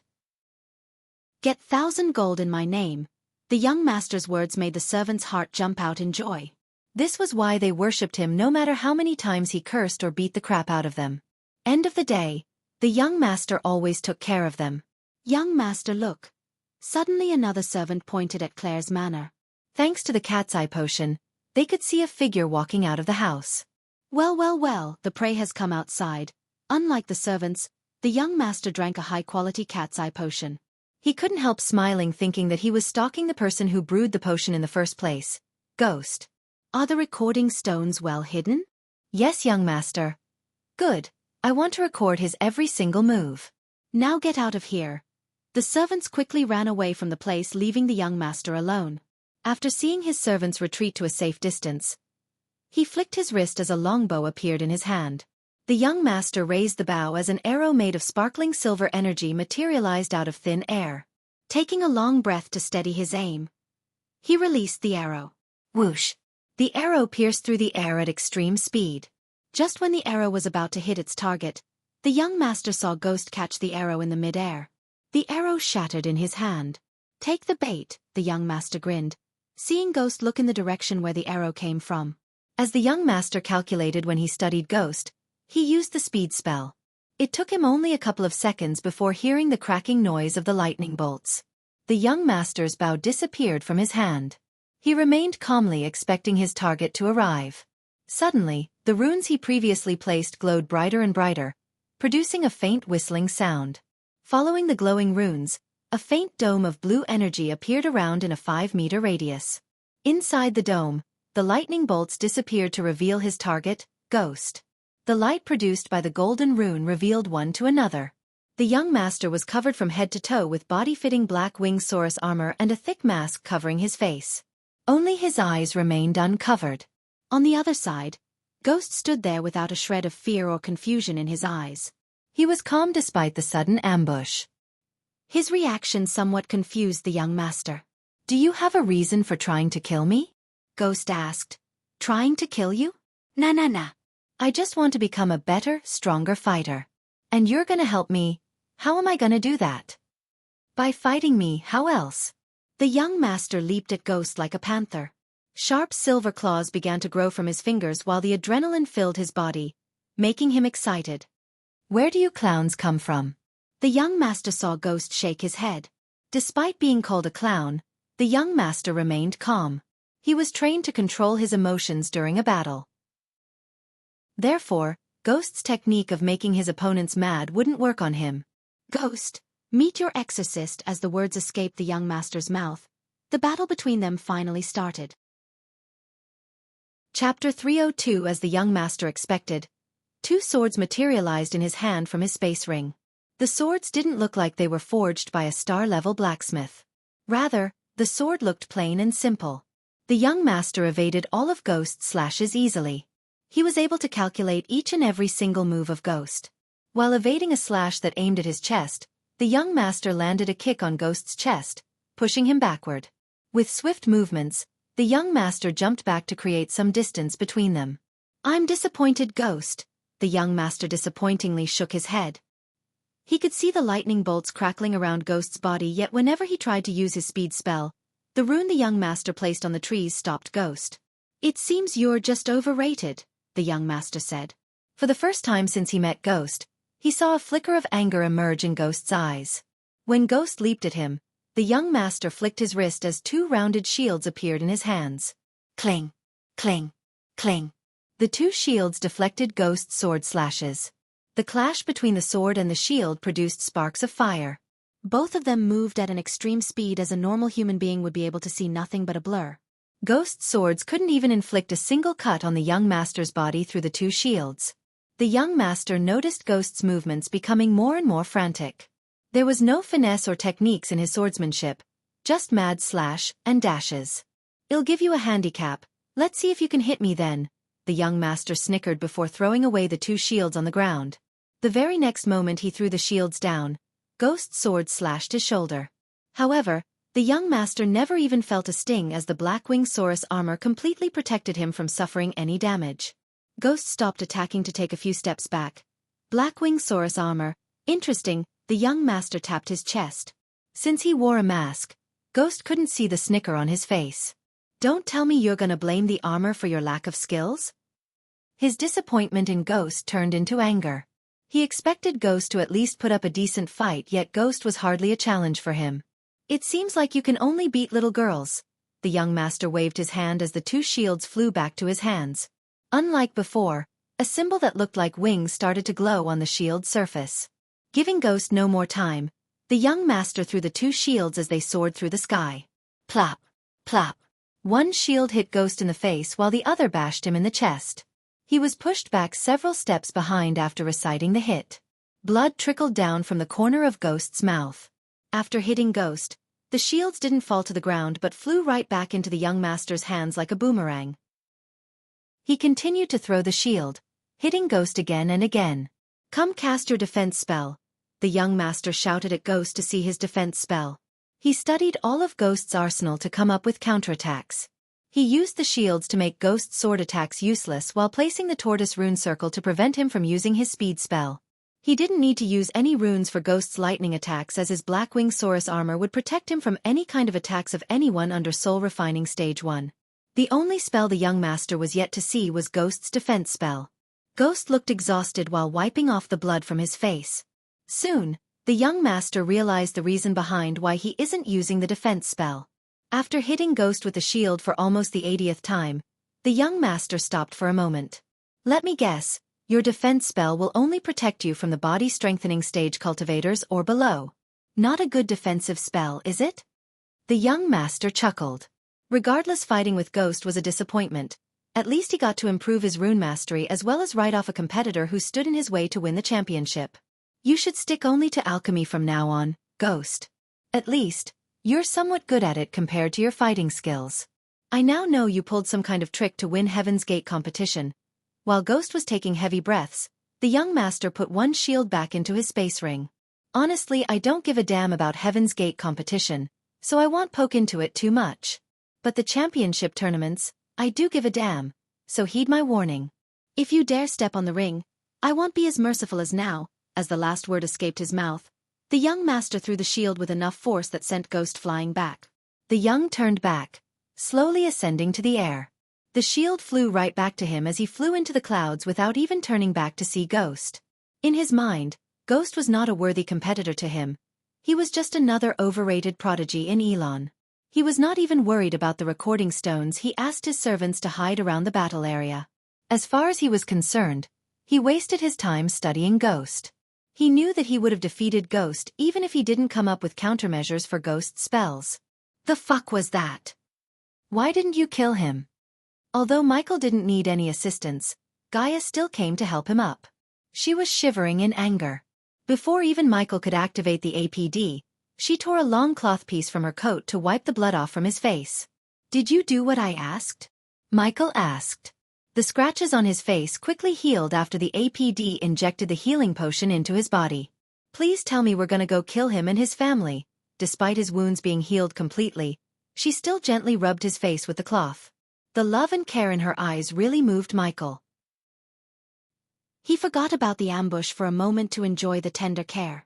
Do you think he's the one who killed Jack? She asked. No. This guy gets off by defeating someone at his level or stronger. If he met Jack, he wouldn't even acknowledge Jack as this clown is too arrogant to notice people like Jack. That doesn't mean we should let him live. If you hadn't stopped me, I would have ripped that bastard into pieces.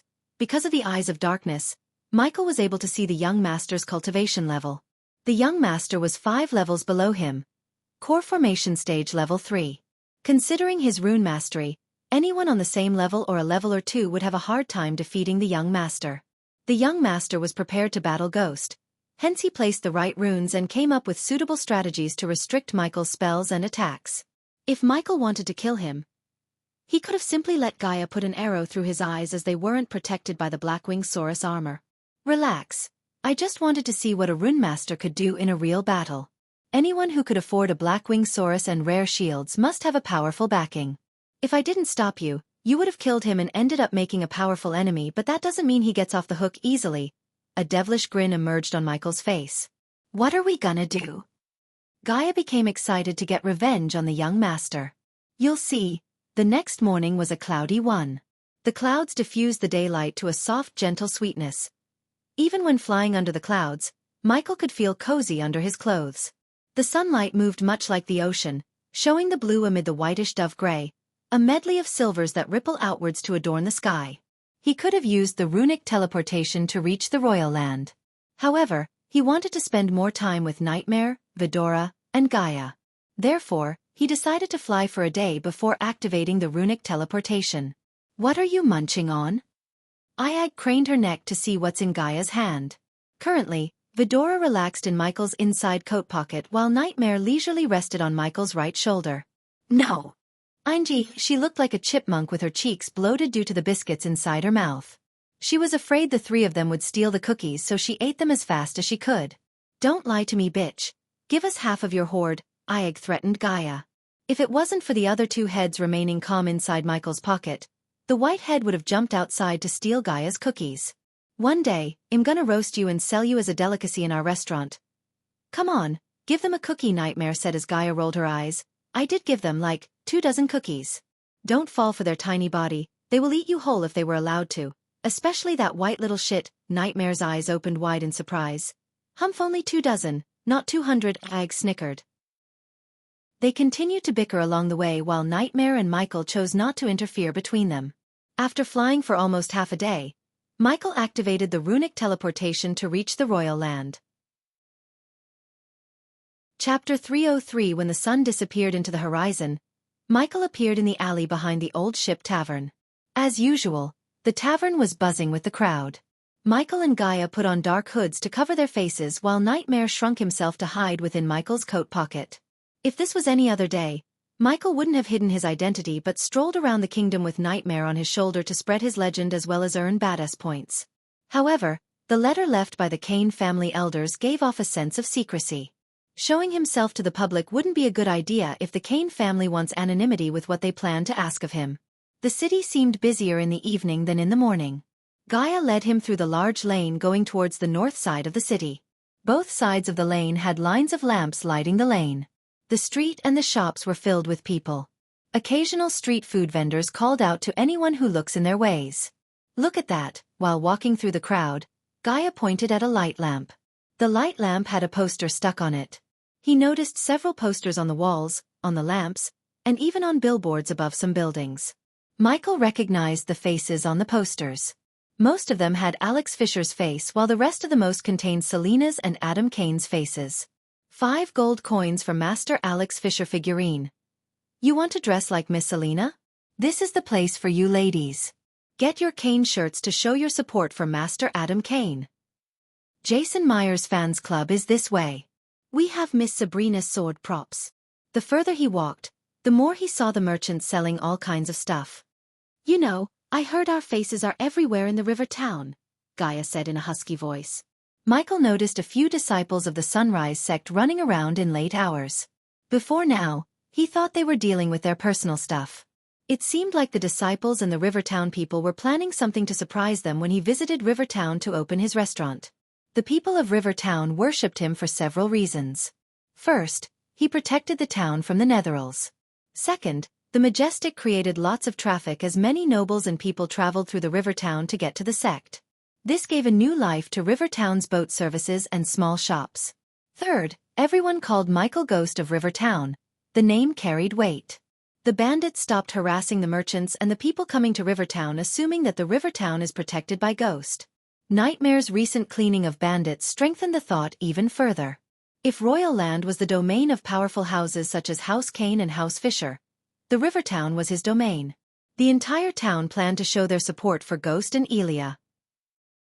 Considering Michael didn't get the chance to visit the Rivertown since he came to the sect from the southern continent, he never saw the preparations for the tournament. While taking a look at the tournament celebrations, they came before a large junction where they saw several lanes branching out from the junction center. At the start of each lane, a signboard was placed with only a crest etched on it. Michael looked at each signboard for the Kane House crest. With the help of the light lamps, Michael was able to locate the signboard before walking the lane to reach House Kane Manor. Unlike the street he came from, the lane was void of people. Only beautiful crimson-red pine trees stood like guards on either side of the lane. Aren't they supposed to have some guards patrol around here? Nightmare whispered from inside his coat pocket. He was right as Michael too searched the area for guards, yet he couldn't even see a single guard. You won't find guards because they have hundreds of runes placed along this lane to alert the manor the moment someone steps foot here. The Kane Manor probably is watching us. Just as she said, Michael began to notice several life signs around them through his environmental scanning map. Some of them were flying way above the clouds while some of them blended with the foliage. Eventually, after walking for almost 10 minutes on the lone road, the lane opened up to reveal a huge land with a grand castle standing majestically in the distance. When Gaia said Kane Manor, he expected to see a manor, not a frickin' castle. 5 thin, square towers surrounded the castle in almost a perfect circle. Around this incredible castle were connected by giant, chunky walls made of white stone. Stylish windows were scattered thinly around the walls in fairly symmetrical patterns, along with symmetric holes for archers and artillery. A huge gate with heavy wooden doors, a regular bridge, and large crenellations offered a warm haven within these cold, isolated lands. But it was not the only way in when one knew the castle's secret passages. Lush fields of crops surrounded the castle walls, providing the inhabitants with food all year round. This castle looked well preserved, but without knowing its history, it was impossible to tell if it's a newly built castle or a well-kept one. The castle looked majestic under the light of the moon. Not only Michael but also Nightmare peeked his head out of Michael's coat to enjoy the castle's beauty. Stop gawking, you two. Compared to my castle, this is like a poor hut, as Gaia rolled her eyes. A bright light dashed towards them like a shooting star. The light gradually slowed down to reveal Elder Walter's smiling face. Welcome to Kane Manor, kids. More like a castle. Michael let out a burst of laughter. The elder laughed with him proudly before leading Ghost into the castle. The 3 of them took off to the sky instead of walking. Michael could see the castle's ground from the sky more clearly. As any typical beautiful castle, the Kane Manor had a front lawn, spacious backyard fountains, barracks, herbal garden, and various other ornaments to decorate the castle even more. They slowly descended through a door on the roof to land on the throne hall. Huge braziers half enclosing each of the 6 ivory columns light up the entire throne hall and paint the hall a range of yellows and oranges. The illustrations of a kingdom in the sky on the slanted ceiling dance in the flickering light while statues look down upon the mosaic floor of this majestic hall. If the castle was impressive, the throne hall made Michael speechless. The vermilion rug splits the entire room in half and was matched by the thinner ones on either side of the hall, while pennant banners with gilded ridges the walls.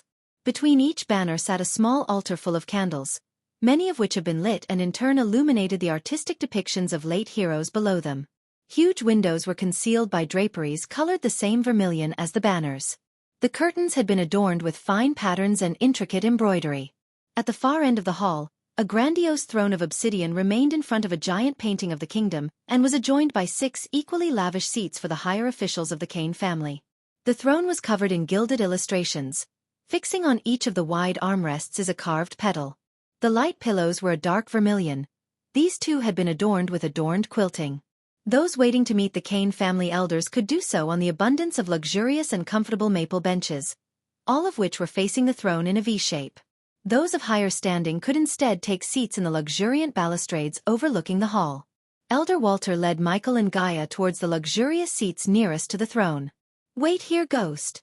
Elder Walter gestured to Michael to take a seat before clapping his hands. Soon, 2 young maids came running to Michael's side. "Take care of them," Elder Walter said to the maids before leaving the throne hall. "I'll take hot water with a drop of lemon, please," Michael told the maids. They looked surprised as they expected him to order expensive wines or delicacies. "Same for me too."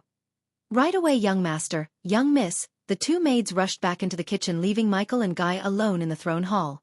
Interesting choice of drinks. Suddenly Michael heard a powerful voice reverberate in the throne hall. They looked up to see a figure coming down through the roof door they came through earlier.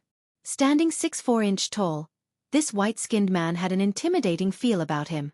He had a round face, a flat nose, angled lips, and his brown eyes were heavy-lidded.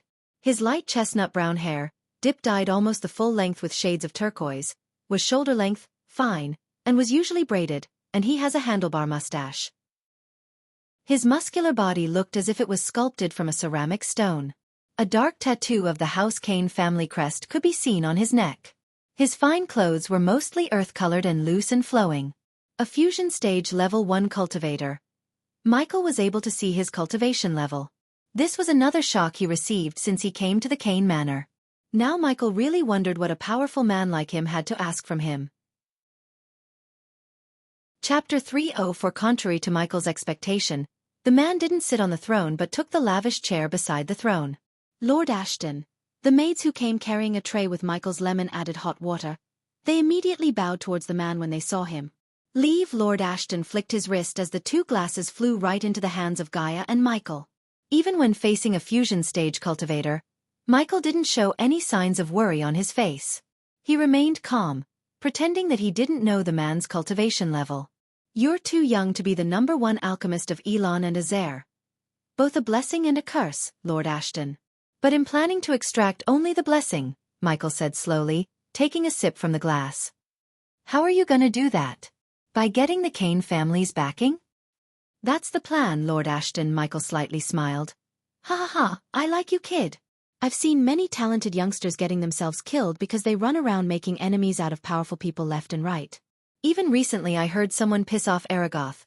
Good thing that kid had the backing of guardians." "What was his name?" Ashton rubbed his handlebar mustache, trying to remember the name. "Noah," Gaia reminded Ashton as the light of realization appeared on Ashton's face. "Yeah, that's him. You 2 are friends with him?" Ashton's face turned serious. "Hell no, we don't touch him with a 10-foot pole." Gaia frantically shook her head. "Good for you. If you were anything like that, Noah, you wouldn't be here. Speaking of which, do you know why you're here?" Ashton looked at the both of them for a few moments. "You got one thing correct. This world is a bad place, especially for a kid with your talents. You're a cub and you want a grown-up lion to protect you. The question is, how far will you go to get the lion's protection?" Ashton's lips curved upwards, revealing a fox-like smile. Michael was glad that Ashton finally came to the point. "What do you want me to do, Lord Ashton?" "Kill Alex Fisher." What Ashton just said truly surprised both of them. "How do you want him to die?" Gaia's eyes and mouth opened wide. She was startled to see how quickly Michael agreed to kill Alex, who is a prodigy of House Fisher. Ashton grinned. "Just like that? You're not gonna even ask why?" He had seen many youngsters over the years, but there was something different about the youngster before him. Behind the young man's calm smiling face, Ashton could see the cold killer. There was no hesitation in his eyes. I only need your word that Kane family will back me up after I kill Alex Fisher, Lord Ashton. Kill him during the tournament in front of everyone and Adam will announce you're his best man at his wedding. That will make you practically family. You have my word. And that's good enough for me, Lord Ashton, Michael nodded. Great, my people will make sure you and Alex get to fight. You make sure he dies. Elder Ashton closed his eyes, mumbling something under his breath for a moment as a blue smoke surrounded him. In a blink of an eye, the smoke faded into thin air along with Ashton. After spending some time alone in the throne hall, Michael was just about to stand up to leave the hall when he saw Elder Walter hastening towards them. Did you agree to it? Agree to what? Agree to kill Alex. Elder Walter seemed like he just heard from someone that Elder Ashton asked him to kill Alex Fisher. Michael just made sure that Elder Walter didn't hear anything about killing Alex Fisher from him first. Elder Ashton just informed us about the plan. This is big. Elder Walter was pale in shock. Michael should have been the one to get startled, yet it was Elder Walter who was terrified of Ashton's plan. He wants you to know the importance of this task. Elder Walter handed over a space ring to Michael.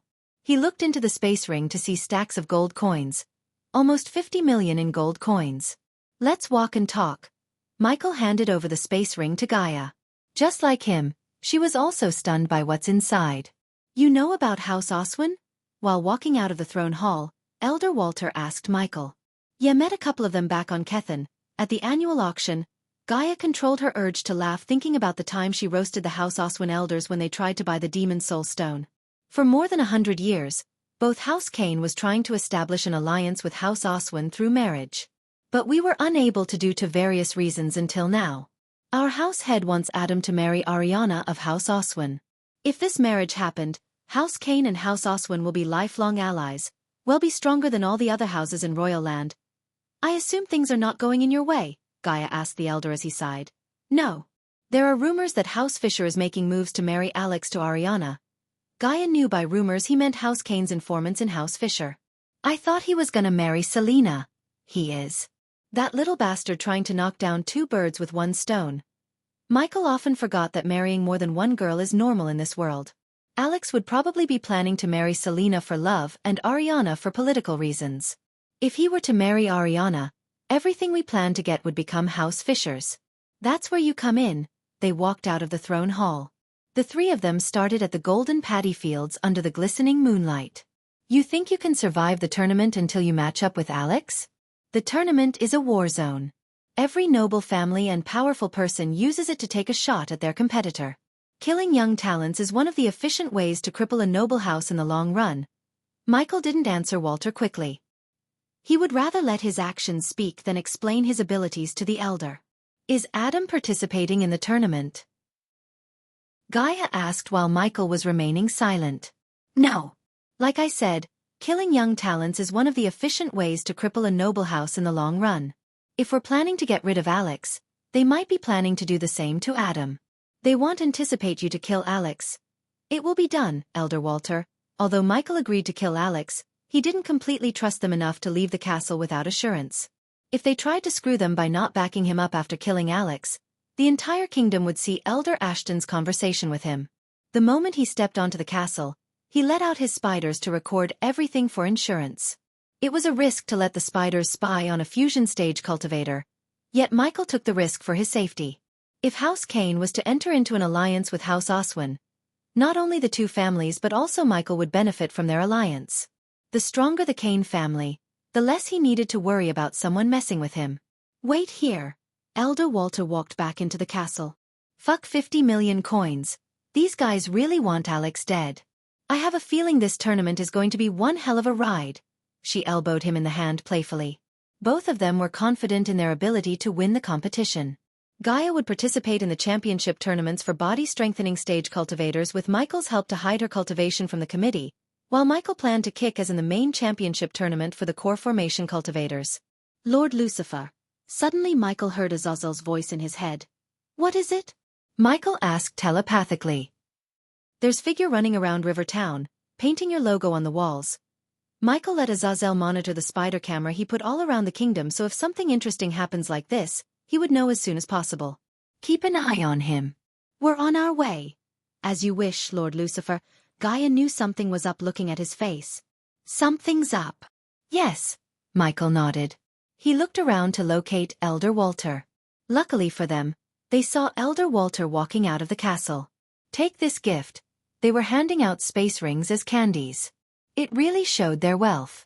Since Michael was in a hurry, he didn't look into the space ring as he put it into the system storage to check out later. Well, Elder, it's time for us to leave. We have much to prepare. Yes. I'll keep you no longer. Michael took a few steps forward before he heard the Elder call him again. He turned back to see Elder Walter.